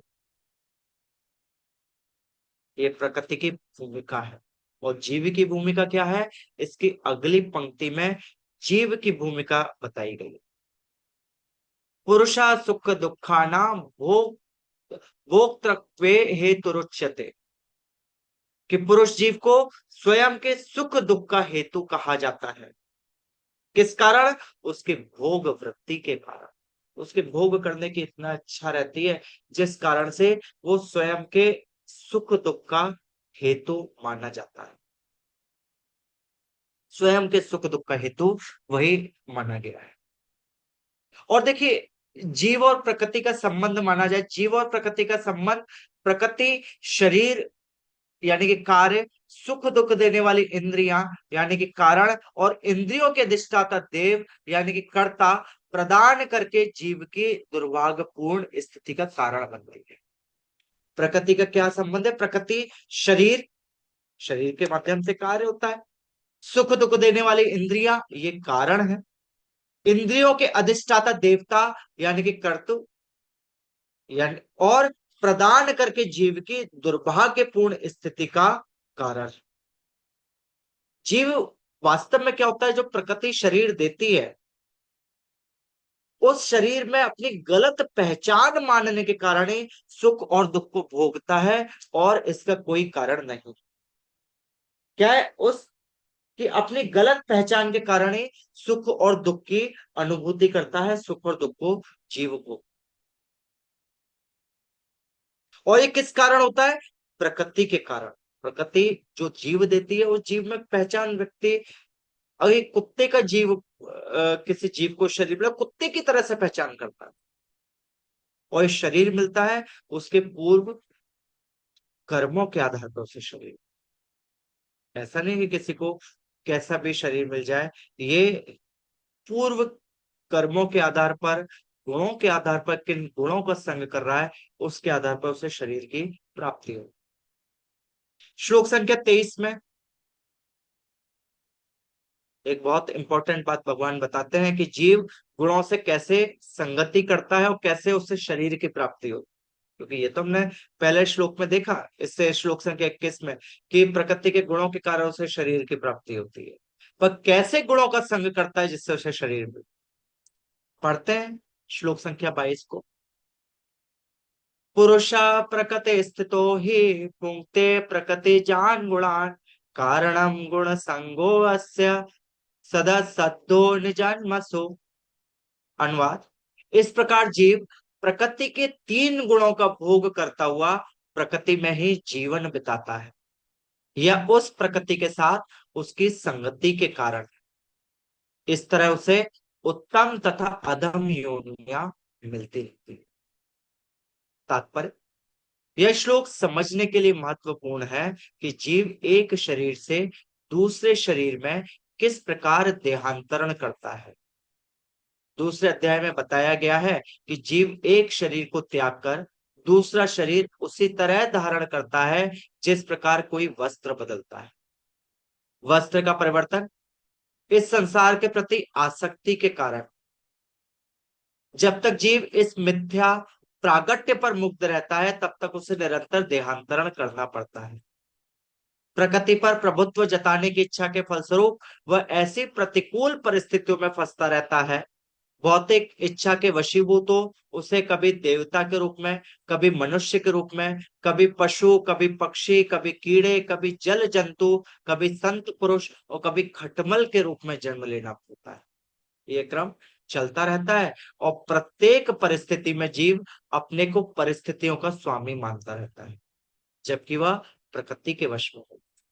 यहाँ पर बताया गया है कि जीव किस प्रकार विभिन्न शरीरों को प्राप्त करता है। वह प्रकृति के विभिन्न गुणों की संगति के कारण। अतएव इन गुणों से ऊपर उठकर दिव्य पद पर स्थित होना होता है। यही कृष्ण भावनामृत कहलाता है।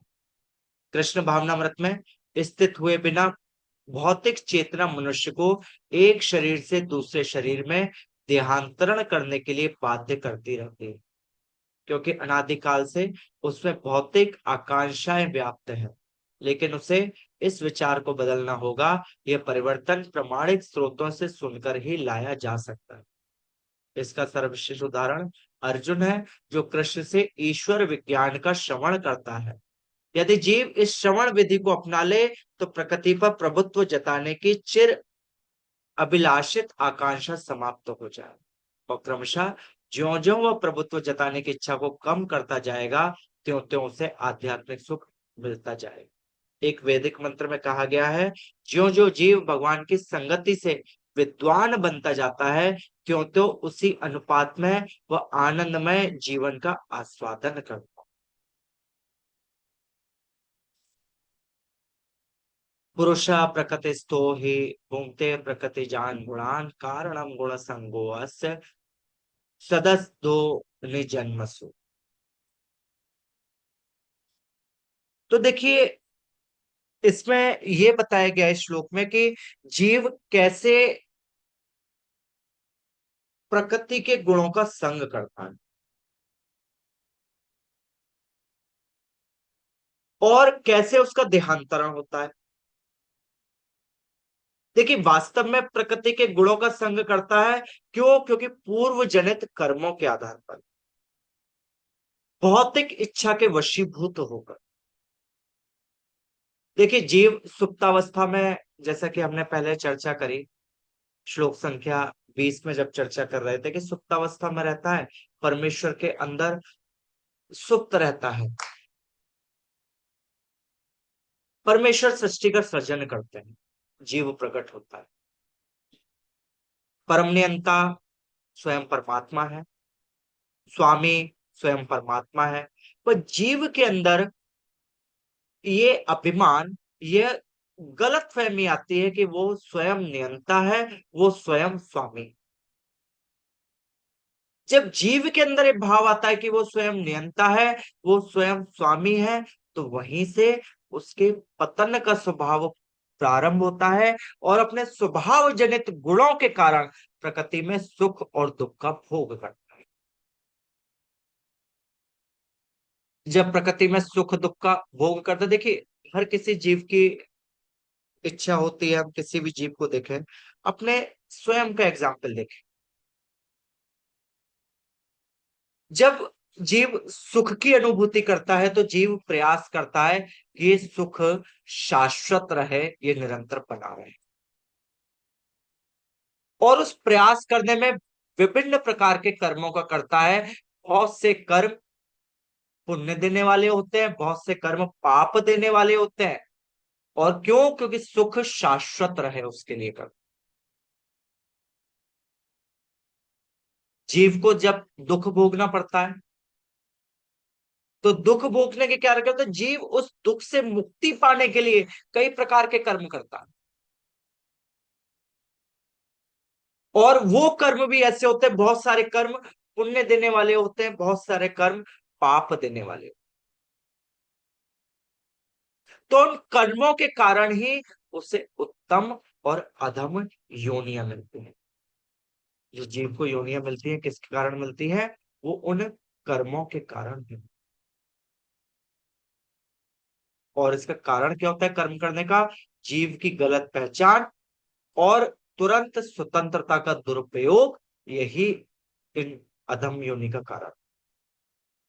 वास्तव में परमात्मा चाहते हैं, परमात्मा ने सृष्टि का सृजन करा कि जीव को एक अवसर प्रदान किया कि वो पुनः भगवान की भक्ति कर पाए, भगवान की भक्ति कर पाए, यानी कि भगवत धाम वापस लौटने का एक अवसर प्रदान किया।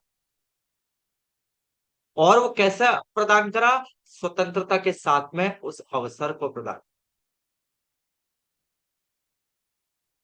पर जीव क्या करता है? जीव उस स्वतंत्रता का दुरुपयोग करता है। स्वतंत्रता का दुरुपयोग करने के कारण क्या होता है? उसकी अपनी गलत पहचान का धारण करके रखता है कि मेरी एक गलत पहचान है, जिस कारण से क्या होता है कि उसे कभी कभी बहुत अधम से अधम योनियों में जन्म लेना पड़ता है। देखिए, शुरुआत होती है सुख की शाश्वतता बरकरार रखने के लिए, और दुख की तुरंत मिटाने के लिए कर्म करता है। और उस कर्म के कारण ही अधम योनि में पहुंचता है, क्योंकि कर्म करने में सुख को शाश्वत करता है, कभी कभी स्वतंत्रता के दुरुपयोग करता है। दुख को जल्दी खत्म करना है, उसके लिए भी स्वतंत्रता का दुरुपयोग करता है। और जिस कारण से वो सुख दुख उसके अधम योनि या उत्तम योनि के कारण है। अगले श्लोक पे चलते हैं। श्लोक संख्या 23।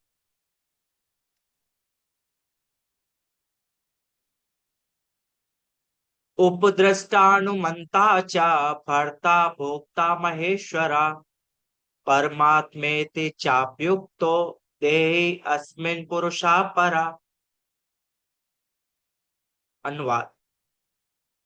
तो भी इस शरीर में एक दिव्य भोक्ता है, जो ईश्वर है, परम स्वामी है, और साक्षी तथा अनुमति देने वाले के रूप में विद्यमान है, और जो परमात्मा कहलाता है। यह तात्पर्य में श्रील प्रभुपाद जी कहते हैं,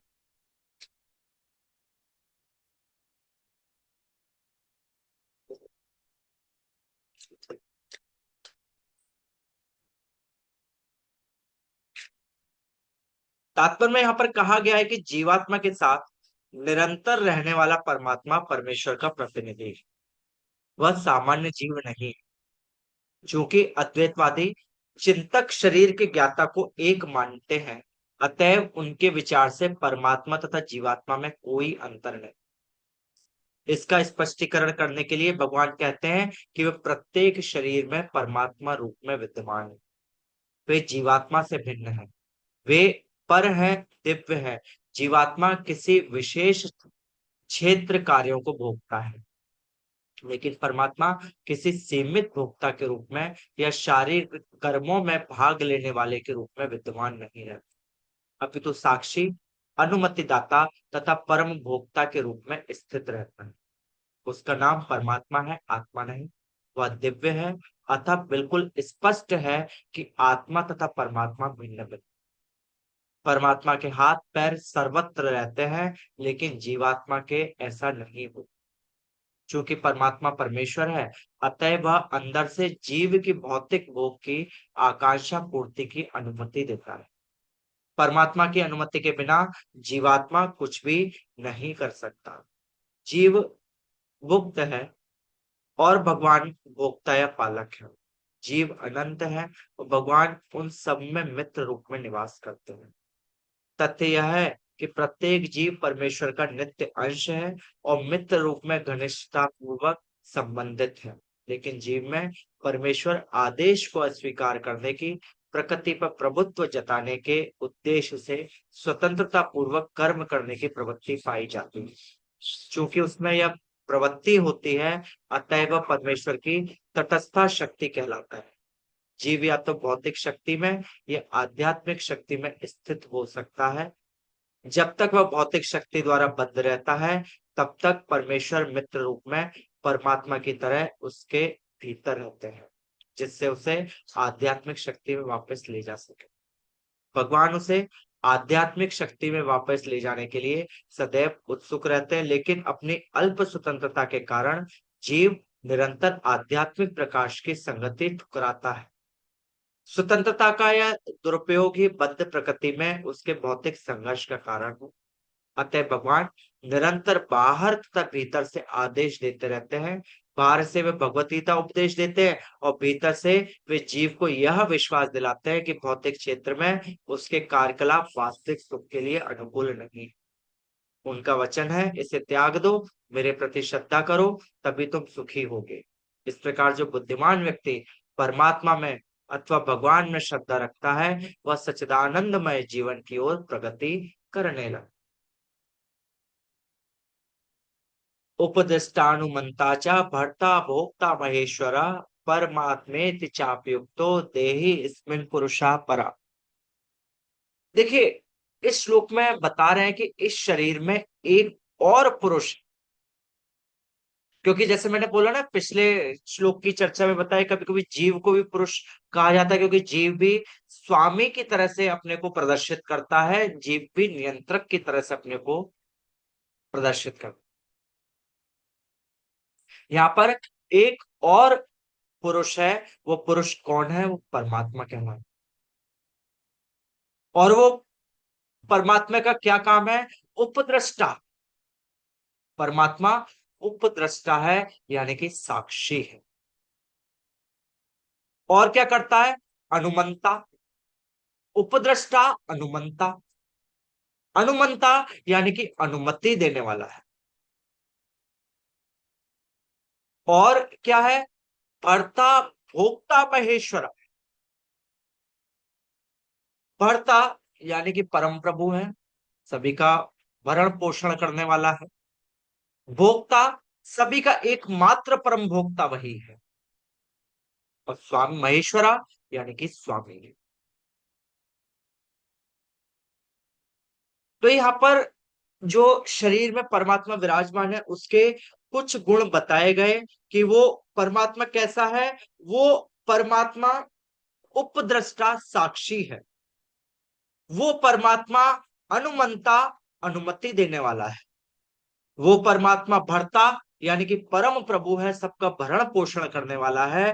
वो परमात्मा महेश्वरा यानी कि सबका भोक्ता, और महेश्वरा उसका स्वामी। यहाँ पे 5 गुण परमात्मा के फिर से बताए गए हैं कि परमात्मा वास्तव में साधारण नहीं है, पुरुष कहा गया है। और देखिए, जैसे प्रभुपाद जी बताते हैं, भागवतम में भी वर्णन आया है, गीता में कई जगह वर्णन आया है कि व्यक्ति के शरीर में जैसे एक वृक्ष पे 2 पक्षी बैठे होते हैं, आत्मा और परमात्मा वैसे 2 पक्षियों के भांति बैठे हुए हैं। एक पक्षी जो आत्मा है, इस शरीर रूप का जो फल खा रहा है, और परमात्मा केवल दृष्टा की तरह से, साक्षी की तरह से देख रहा। परमात्मा कोई कार्य नहीं कर रहा, परमात्मा क्या कर रहा है? केवल देख रहा है कि ये पक्षी क्या कर रहा। आगे कहते हैं श्लोक संख्या 24 में,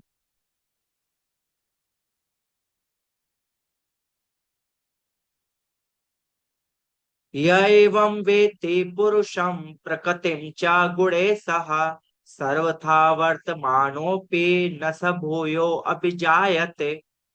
जो व्यक्ति प्रकृति, जीव तथा प्रकृति के गुणों की अंतःक्रिया से संबंधित इस विचारधारा को समझ लेता है, उसे मुक्ति की प्राप्ति सुनिश्चित हो। उसकी वर्तमान स्थिति चाहे जैसी हो, यहाँ पर उसका पुनर्जन्म नहीं हुआ। तात्पर्य, प्रकृति, परमात्मा, आत्मा तथा इनके अंतः संबंध की स्पष्ट जानकारी हो जाने पर मनुष्य मुक्त होने का अधिकारी बनता है और वह इस भौतिक प्रकृति में लौटने के लिए बाध्य हुए बिना वैकुंठ वापस चले जाने का अधिकारी बन जाता है। यह ज्ञान का फल। ज्ञान है समझने के लिए है कि देव योग से जीव इस संसार में आ गिरा है। उसे प्रमाणिक व्यक्तियों, साधु पुरुषों तथा गुरु की संगति में निजी प्रयास द्वारा अपनी स्थिति समझनी है और तब जिस रूप में भगवान ने भगवत गीता कही है उसे समझकर आध्यात्मिक चेतना या कृष्ण भावनामृत को प्राप्त करना है। तब वह निश्चित है कि वह संसार में कभी नहीं आ सकेगा। वह सच्चिदानंदमय जीवन बिताने के लिए वैकुंठ लोक भेज दिया जाए।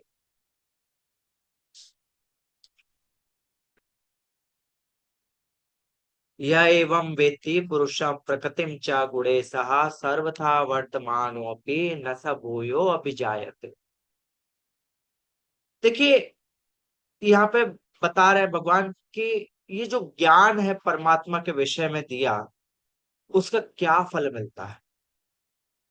अगर स्पष्ट देखिए, अगर चर्चा करने बैठे तो बहुत विस्तार की चर्चा है। संक्षिप्त में जो ज्ञान मिला है, उस ज्ञान का क्या फल मिलता है, उसके ज्ञान का फल इस श्लोक में बताया।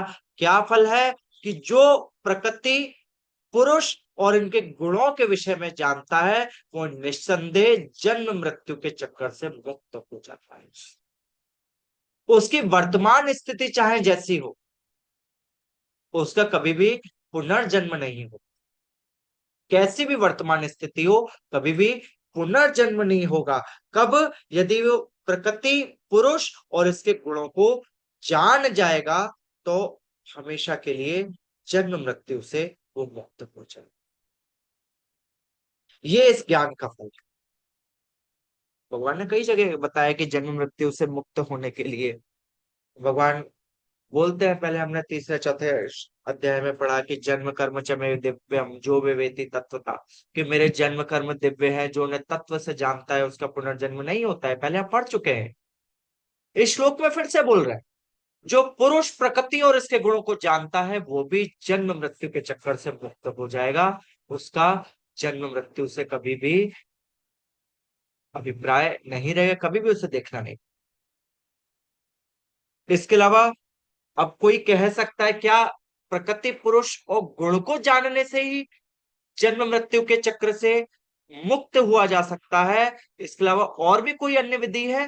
तो भगवान श्लोक संख्या 25 में दूसरी विधियों के विषय में भी बताते हैं।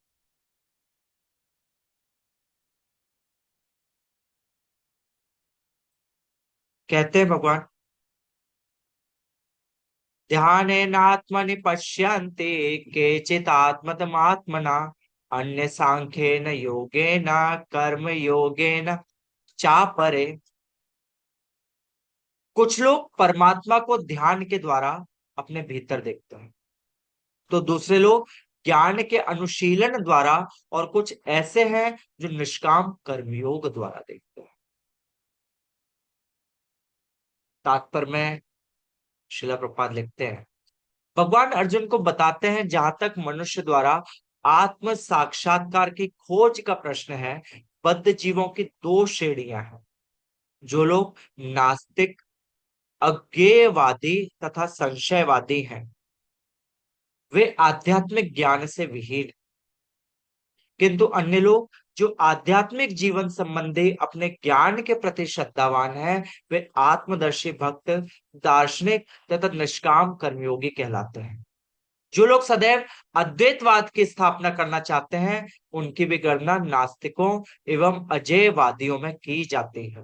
दूसरे शब्दों में, केवल भगवत भक्त ही आध्यात्मिक ज्ञान को प्राप्त होते हैं, क्योंकि वे समझते हैं कि इस प्रकृति के भी परे वैकुंठ लोक तथा भगवान, जिसका विस्तार परमात्मा के रूप में प्रत्येक व्यक्ति में हुआ है और वे सर्वव्यापी हैं। निसंदेह कुछ लोग ऐसे भी हैं जो ज्ञान के अनुशीलन द्वारा भगवान को समझने का प्रयास करते हैं। उन्हें श्रद्धावानों की श्रेणी में गिना जा सकता है। सांख्य दार्शनिक इस भौतिक जगत का विश्लेषण 24 तत्वों के रूप में करते हैं और वे आत्मा को 25वां तत्व मानते हैं। जब वे आत्मा की प्रकृति को भौतिक तत्वों से परे समझने में समर्थ होते हैं, तो वे यह भी समझ जाते हैं कि आत्मा के भी ऊपर भगवान है और वह 26वां तत्व है। इस प्रकार वे क्रमशः कृष्ण भावनामृत की भक्ति के स्तर तक पहुंच जाते हैं। जो लोग निष्काम भाव से कर्म करते हैं, उनकी भी मनोवृत्ति सही होती है। उन्हें कृष्ण भावनामृत की भक्ति के पद तक बढ़ने का अवसर दिया जाता है। यहाँ पर कहा गया है कि कुछ लोग ऐसे होते हैं जिनकी चेतना शुद्ध होती है और ध्यान द्वारा परमात्मा को खोजने का प्रयत्न करते हैं, और जब वे परमात्मा को अपने अंदर खोज लेते हैं तो वे दिव्य पद को प्राप्त होते हैं। इसी प्रकार अन्य लोग हैं जो ज्ञान के अनुशीलन द्वारा परमात्मा को जानने का प्रयास करते हैं। कुछ ऐसे भी हैं जो हठ योग द्वारा अपने बालकों जैसे क्रियाकलापों द्वारा भगवान को प्रसन्न करने का प्रयास करते हैं।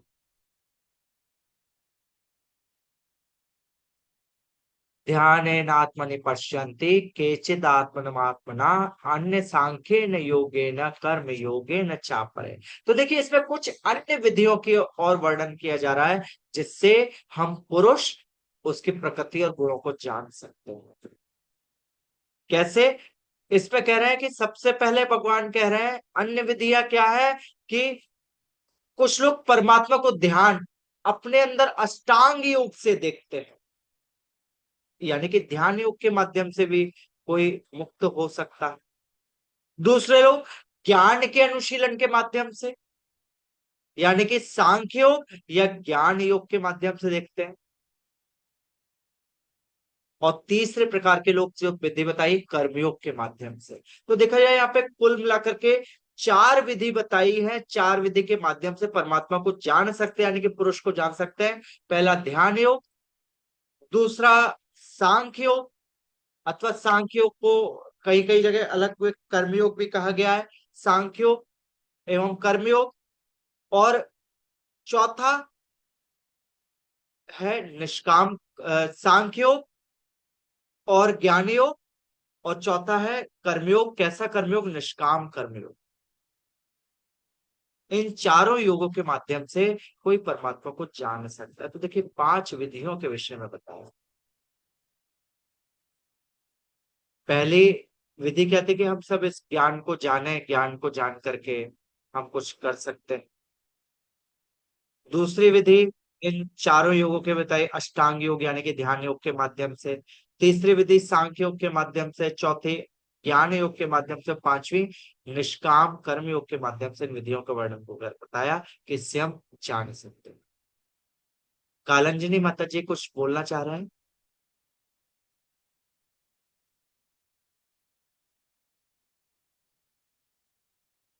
आपका हैंड रेज है, आप कुछ कहना चाह रहे हैं क्या? अगले श्लोक पे चलते हैं, श्लोक संख्या 26।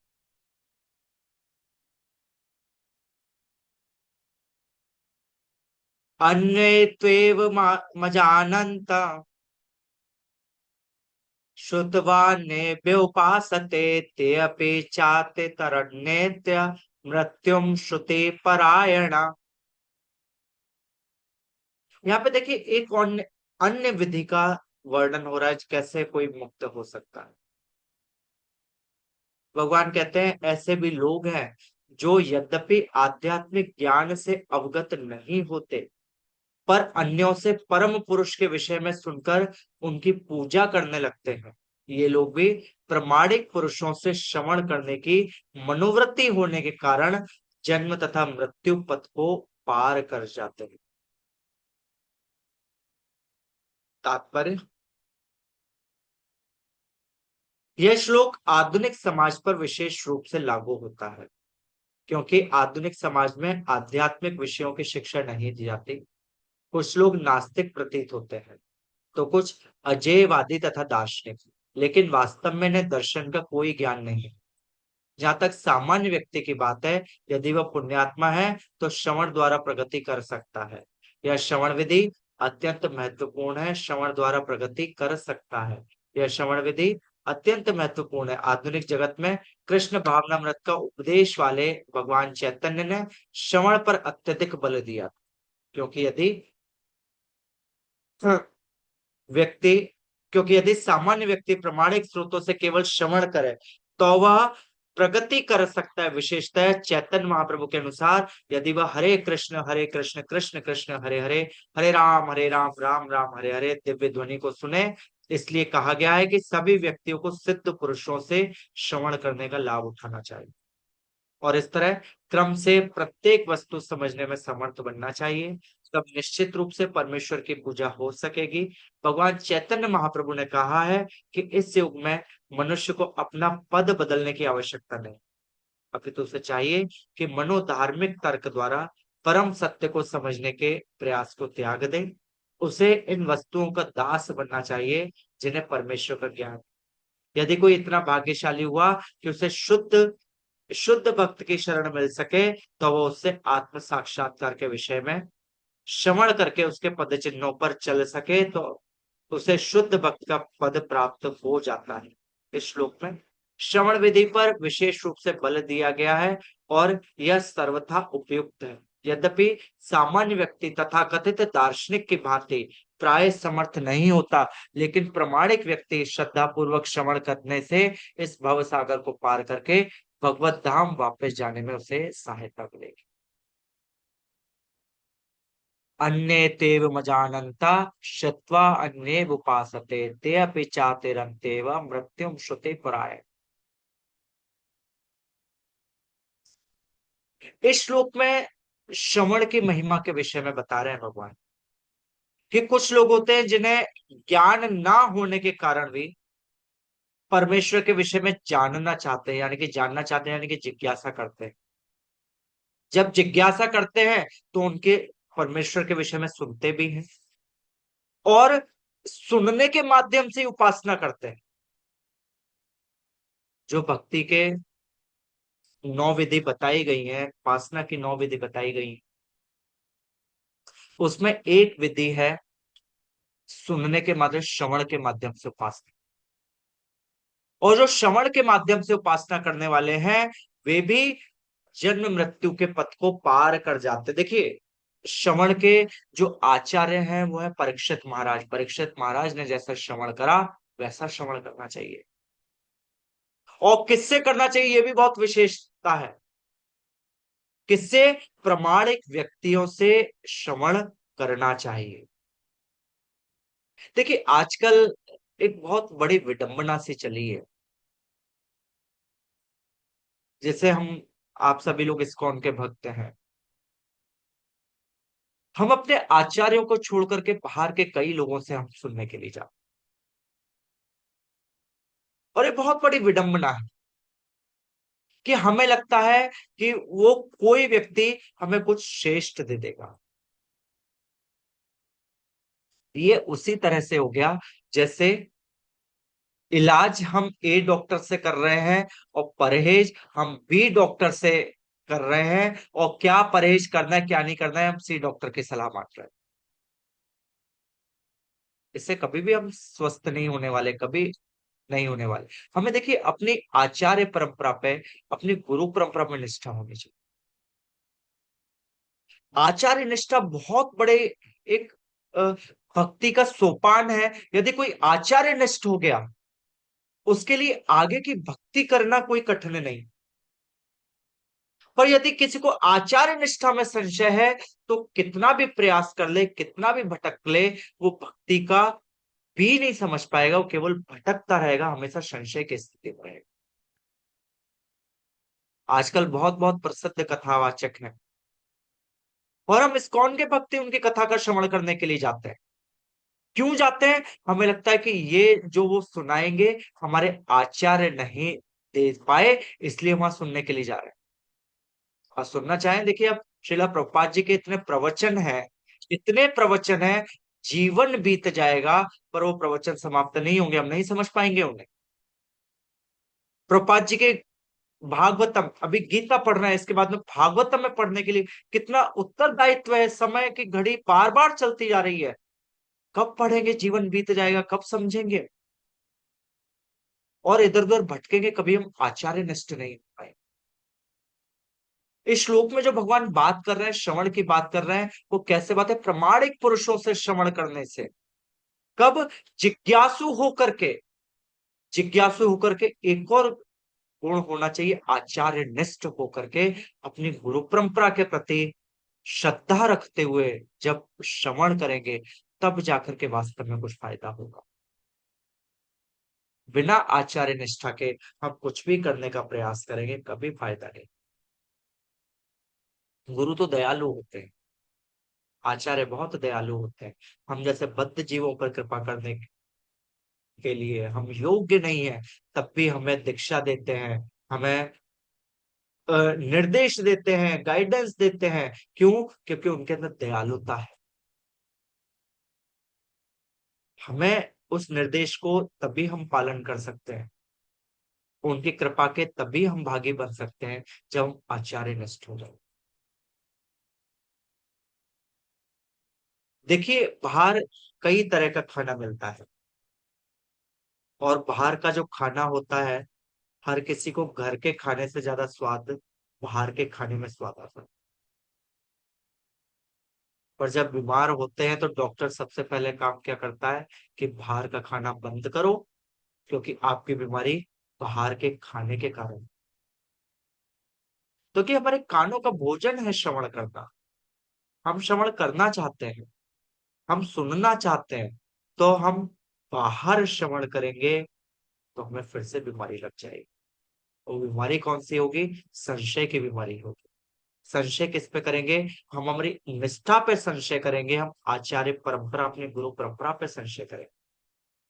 और उस बीमारी का परिणाम क्या निकलेगा? संशय करने वाले व्यक्ति का परिणाम क्या निकलेगा? भगवान गीता में स्पष्टता कहते हैं कि संशय आत्मा विनश्यति। संशय करने वाले का विनाश निश्चित। तो इसलिए मेरा सभी से करबद्ध निवेदन है। देखिए, बड़े सौभाग्य के साथ में कोई मुझसे कहता है ना कि आप इस्कॉन वाले हो, तो बहुत गर्व से कहना चाहिए कि हम चैतन्य महाप्रभु के निर्देशन में श्रील प्रभुपाद जी के द्वारा स्थापित हरे कृष्ण आंदोलन इस्कॉन के अनुयायी है। वो आंदोलन जो रूप गोस्वामी का अनुगमन करते हैं, वो रूप गोस्वामी जो श्री श्री राधा कृष्ण की लीला में रूप मंजरी स्वरूप, वो रूप मंजरी जहां पे ऐसी लीलाओं में प्रवेश करती है जहां पे सहचरियों का प्रवेश नहीं, वहां पे मंजरी प्रवेश करती है, उनका हम अनुगमन करते हैं। बहुत गर्व के साथ में कहना चाहिए। और हम रूप गोस्वामी का अनुगमन करते हुए हम इधर उधर भटकेंगे, आचार्य परंपरा पे, गुरु परंपरा पे संशय करेंगे, तो कभी भी कल्याण नहीं। इसलिए सभी से प्रार्थना है, आचार्य निष्ठ होकर के श्रवण करें, ताकि जिस उद्देश्य से हम भक्ति कर रहे हैं, जिस भगवत प्राप्ति के लिए, कृष्ण प्रेम की प्राप्ति के लिए, जन्म मृत्यु से मुक्त होने के लिए, आनंद की प्राप्ति के लिए, वो वास्तविक आनंद हमें प्राप्त हो पाएगा। यदि आचार्य निष्ठ नहीं होंगे तो कितना भी प्रयास कर लें, हमें उस आनंद की अनुभूति। आज की चर्चा को मैं यहीं समाप्त करूंगा। अभी टाइम बाकी है करीब 15 मिनट, पर इस चर्चा को यहीं समाप्त कर देंगे, क्योंकि आगे का थोड़ा लंबा है। तो हम अगली चर्चा होगी, शायद अगले शनिवार को ही चर्चा होगी, तो उस शनिवार को इस चर्चा को कंटिन्यू करेंगे। और प्रश्नोत्तर के भी लिए मैंने बोला था कि जैसे प्रश्नोत्तर का सब लोग नोट करके रखें, क्योंकि ऐसा होगा कि बहुत सारे आपके प्रश्नों के उत्तर अभी जब आगे चर्चा चलेगी तो उसमें मिल जाएंगे। तो इसलिए सारे पूरे अध्याय के समापन के बाद में हम भले ही एक्स्ट्रा समय ले लेंगे, जैसे 2 घंटे की जगह 2.5 घंटे हो जाएगा, पर सभी के प्रश्नों का समाधान उसी समय करेंगे। आज की चर्चा को यही विराम करते हैं। रघुगण प्रभु जी हैं, कुछ बोलना चाहते हैं, उनका हैंड रेज है। प्रभु जी। हरे कृष्णा प्रभु जी, दंडवत प्रणाम। प्रणाम प्रभु जी। प्रभु जी, जैसे कि आपने अभी बताया था आचार्य निष्ठा के संबंध में, तो जैसे कि श्रवण की बात आती है, तो श्रवण हम इस्कॉन में करते हैं, तो क्या जैसे बताया गया कि हम सजातीय वैष्णव जैसे और गौड़ीय वैष्णव आचार्य हैं, तो हम क्या उनका किसी का श्रवण कर सकते हैं? जैसे कई बार ऐसा होता देखिए, है कि बाहर किसी का नहीं करना। जी जी। देखिए, सजातीय गौड़ी वैष्णव श्रवण कर सकते हैं, पर कब? जब अपने आचार्य अपनी परंपरा को पूरी तरह से समझ चुके हैं, श्रवण कर चुके हैं। अगर कर चुके हैं तो देखिए, प्रभुपाद जी ने सारे गौड़ी वैष्णवों के आचार्यों को निचोड़ को हमें अपने तात्पर्यों में दिया है। जी प्रभु जी। यदि हम उसे समझ लेते हैं तो हमें कुछ भी समझने के लिए बाकी नहीं है। पहले हमारा जी फर्स्ट प्रायोरिटी होनी चाहिए, हम उसे समझें। उसे समझ जाएंगे तो हमें कहीं जाने की आवश्यकता नहीं है। फिर भी आवश्यकता पड़ रही है तो हम उसे भी नहीं समझ पाए। तो हमें जी प्रभु सजातीय जी। गौड़ी वैष्णव को कर सकते कब? जब हम अपनी परंपरा को अच्छे से समझ चुके हैं उसके बाद। जी प्रभु जी। ठीक है तो ना? प्रभु जी कहने का अर्थ ये हुआ कि जैसे एक उन्नत अवस्था में ही हमें सुनना चाहिए, जब ऐसी अवस्था हो जिसमें हम भटके ना, है ना, ऐसा मतलब अपनी परंपरा में हम पहले पूरा कर लें, है ना। पहले जी अपनी प्रभु। परंपरा को समझे, क्योंकि हमें भगवत धाम अपनी परंपरा ही लेकर जाएगी। हमने जी दीक्षा प्रभु अपनी परंपरा में ली, दूसरी परंपरा में दीक्षा नहीं ली, तो वो उनका क्या दायित्व है हमें भगवत धाम लेकर जाएंगे? जी भगवत प्रभु धाम जी। हमारी परंपरा ही लेकर जाएगी। तो इसलिए प्रयास करें, अपनी परंपरा में श्रवण करने का प्रयास करो। देखिए, श्रवण बहुत महत्वपूर्ण है। जी प्रभु जी। श्रवण बहुत, हर चमकीली चीज सोना नहीं होती, इस बात का ध्यान रखें। जी प्रभु। ठीक है बाबू जी। हरे कृष्णा। हरे कृष्ण, धन्यवाद प्रभु जी, हरे कृष्ण। हरे कृष्णा। ये कालांजलि माता जी, आप कुछ बोलना चाह रहे हैं? आपका हैंड रेज है। जी, हरे कृष्णा, प्रणाम प्रभु हरे जी। कृष्णा माता जी, प्रणाम। प्रभु जी, अभी अभी हमने ये श्लोक नंबर 25 पढ़ा ना, जी जिसमें ध्यान आत्मनि पश्यन्ति। प्रभु जी, इसमें 4 विधि बताई ना जी जी। भगवान से जुड़ने की। प्रभु इसमें जी। देखिए, चार पे पहली है ध्यान योग, यानी कि उसे अष्टांग योग भी बोलते हैं। हाँ जी। दूसरी विधि है सांख्य योग। हाँ जी। और तीसरी विधि है ज्ञान योग। और चौथी विधि है निष्काम कर्म योग। हाँ कई जी कई प्रभु क्या जी। होता है कि इन्हें तीन विधि बोलते हैं, क्योंकि सांख्य योग और ज्ञान योग को एक ही मानते हैं। और अच्छा, देखिए, भगवत इसीलिए गीता यहाँ में पर देखिए। ज्ञान, इसीलिए यहाँ पे ज्ञान योग नहीं आया। जी। अच्छा, ठीक है प्रभु। देखिए, चार विधि ये बताई गई है। पहली विधि है अष्टांग योग, यानी कि हम्म। ध्यान योग। दूसरी है सांख्य योग, तीसरी है ज्ञान योग, और चौथी विधि है निष्काम कर्म योग। हाँ जी, ठीक है ना माता जी? हरे ठीक है, कृष्ण। धन्यवाद। हरे कृष्ण माता जी। कृपालु चैतन्य प्रभु जी, आप कुछ बोलना चाहते हैं?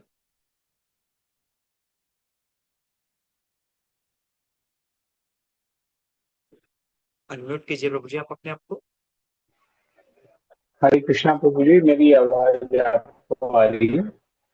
हाँ जी। हरे कृष्णा। हरे कृष्णा। हाँ प्रभु जी, ये दंडवत प्रणाम प्रभु जी, बहुत बहुत धन्यवाद आपका कि प्रभु जी। आपने जो मतलब निष्ठा के बारे में बताया, गुरु निष्ठा के बारे में बताया, तो इससे जो है बहुत अच्छा लगा कि इससे हमारी आंखें खुली हैं। आपने जो बहुत अच्छी इस बारे में बताया कि हमें प्रयास करना चाहिए अपने लोगों को सुनने का। तो मेरा प्रश्न ये था प्रभु जी, जैसे कि हम तो ज्यादातर, मैं जैसे कुछ कभी कभार ऐसी चीज सुनता हूँ, जैसे कि मुझे ऐसा लगता है कि जैसे हमें कभी कभी ये पता करना चाहिए कि और भी क्या चल रहा है, थोड़ा सा इस बारे में ये, जैसे अगर हम थोड़ा सा, अगर हम इस प्रचार के मार्ग में भी आ रहे हैं, तो कि और भी संसार में कभी कभार ऐसा हो जाता है कि हमें ये पता होना चाहिए कि चल क्या रहा है। तो इस माध्यम से हम सुन सकते हैं। बाकी वैसे तो हमारा प्रयास ये रहता है कि नहीं, हम अपना ही जो कुछ है अपनी सुने, क्योंकि हमारी परंपरा में जो है, अगर हम उससे बाहर जाते हैं या हम उससे कुछ और भी अगर आगे जवाब देते हैं, तो हमें फंसने का बहुत चांसेस होता है। अगर जी जी। प्रभुपाद जी के अलावा अगर हम कुछ भी बोल देंगे ना, तो डर ये होता है कि कोई और कुछ निकाल लेगा, कुछ और उसका शब्द लेगा, तो फिर उसके बाद हमारे पास उसका आंसर होगा नहीं। तो प्रयास जी यही जी। करना चाहिए कि जैसे प्रभुपाद जी कह रहे हैं उसी को सुनना चाहिए। बट कभी कभार ऐसा होता है कि जानने के लिए कि भाई पूरे संसार में क्या चल रहा है या कुछ हो रहा है, तो इसी माध्यम से हम सुन लेते हैं कभी कभार बाहर। तो ऐसा हमें करना चाहिए फिर। नहीं प्रभु जी, देखिए, जानने के लिए हम, देखिए अभी हमारी स्थिति क्या है कि हम परमहंस की स्थिति में नहीं है। जैसे हम्म। हंस होता है ना, हंस दूध का दूध पानी पानी अलग कर लेता है। हम भी डेविएट हो सकते हैं। आप देखें कि बड़े बड़े सन्यासी लोग तक डेविएट हो जाते हैं। तो हम तो कहीं किसी स्तर में नहीं है। हम अपने डेविएट होने का ये मतलब नहीं कि हम भजन छोड़ देंगे। हमारे लिए डेविएशन सबसे बड़ा है, यदि हमारी आचार्य निष्ठा कम हो गई, हमारी गुरु निष्ठा कम हो गई, ये सबसे बड़ा हमारे लिए डेविएशन। तो प्रारंभ में यदि या तो हम बहुत उन्नत अवस्था में हो जाए तब जानने के लिए। और देखिए, जितना हमें आवश्यक है वो कहीं ना कहीं जब आचार्य को सुनेंगे तो आचार्य की कृपा से हमें मिल ही जाएगा। उसके लिए कोई हमें सुनने के लिए अलग से प्रयास करने की आवश्यकता नहीं है। क्योंकि इतनी आचार्य की कृपा है कि हमें जो कुछ जानना भी होगा वो हमें कहीं ना कहीं से पता लग ही जाए। तो इसलिए देखिए नहीं, बहुत। जी जानने का मतलब वर्तमान स्थिति को जानना है कि जैसे जी वर्तमान जी। स्थिति कई बार ऐसी हो जाती है कि फलाना आदमी ऐसा कह रहा था या वो था, तो वर्तमान स्थिति को इस तरह से जानने का मतलब है, बाकी देखिए वर्तमान वैसे स्थिति जानने में का कोई जानने के मतलब लिए नहीं है। जो भी जान रहे हैं किसी न किसी वरिष्ठ वैष्णव के निर्देशन में जानने का प्रयास। क्योंकि इसमें हमें देखिए भक्ति लता बहुत कोमल होती है प्रभु जी। थोड़ी सी भी आचार्य निष्ठा कम हुई, सब कुछ नष्ट हो जाए। तो किसी वरिष्ठ वैष्णव के निर्देशन में लेते हुए जानना भी है तो उनसे जानने का प्रयास करें, ऐसा क्या चल रहा है प्रचार। क्योंकि देखिए सब जगह होता है, जो प्रचारक होते हैं उनके लिए अलग से कक्षाएं दी जाती है, अलग से उन्हें बताया जाता है कि बाहर के जमाने में कैसे चल रहा है। देखो पहले प्रीचिंग होती थी, आज से अगर कोविड से पहले जूम वगैरह नहीं था, ऑनलाइन प्रीचिंग का कोई सिस्टम नहीं था। पर धीरे धीरे करके ये भी किसी ने, बड़े बड़े महाराज लोग आज जूम प्रीचिंग करते हैं, वो कहीं बाहर सीखने के लिए नहीं गए, देखा कि हाँ ऐसा होता है, उन्होंने उसे अडॉप्ट किया। ऐसे ही देखिए कुछ होगा तो कोई वरिष्ठ लोग हैं, सीनियर हैं, जो अनुभवी लोग हैं, वो हमें बता ही देंगे प्रभु जी। अपनी तरफ से स्वतंत्रता से जानने का प्रयास ना करें, जो मुझे लगता है पर्सनली। बाकी किसी वरिष्ठ वैष्णव से आप सलाह लेंगे, वो अच्छे से बताएंगे कि इसमें क्या करना चाहिए। क्योंकि मुझे लगता है कि बाहर बहुत ज्यादा डेविएशन, और हमारे लिए सबसे बड़ा हानिकारक यही होगा यदि हमारी गुरु निष्ठा या आचार निष्ठा कम हो जाए, थोड़ा सा भी संशय आ जाए तो हमारा सब कुछ नष्ट हो जाएगा। हमें बस उसी से बचना है प्रभु जी, और कुछ नहीं। ठीक है ठीक है, प्रभु जी। धन्यवाद प्रभु जी, आपका बहुत बहुत हरे धन्यवाद। कृष्णा प्रभु जी। और हरे किसी कृष्ण। का कोई प्रश्न या कोई कमेंट है, ये आप नोट करके रखिए। जब अगली जो चर्चा होगी उसमें हम सारे प्रश्नों को एक साथ समाहित करके और उस पर चर्चा कर लेंगे। अगले शनिवार को ही चर्चा होगी 7 बजे से, तो उस पर हम कर लेंगे। श्रीमद् भगवत गीता यथारूप की जय। जगत गुरु शील प्रपाद की जय। पतित पावन श्री गौर निताई की जय। निताई गौर प्रेमानंदे हरि हरि बोल।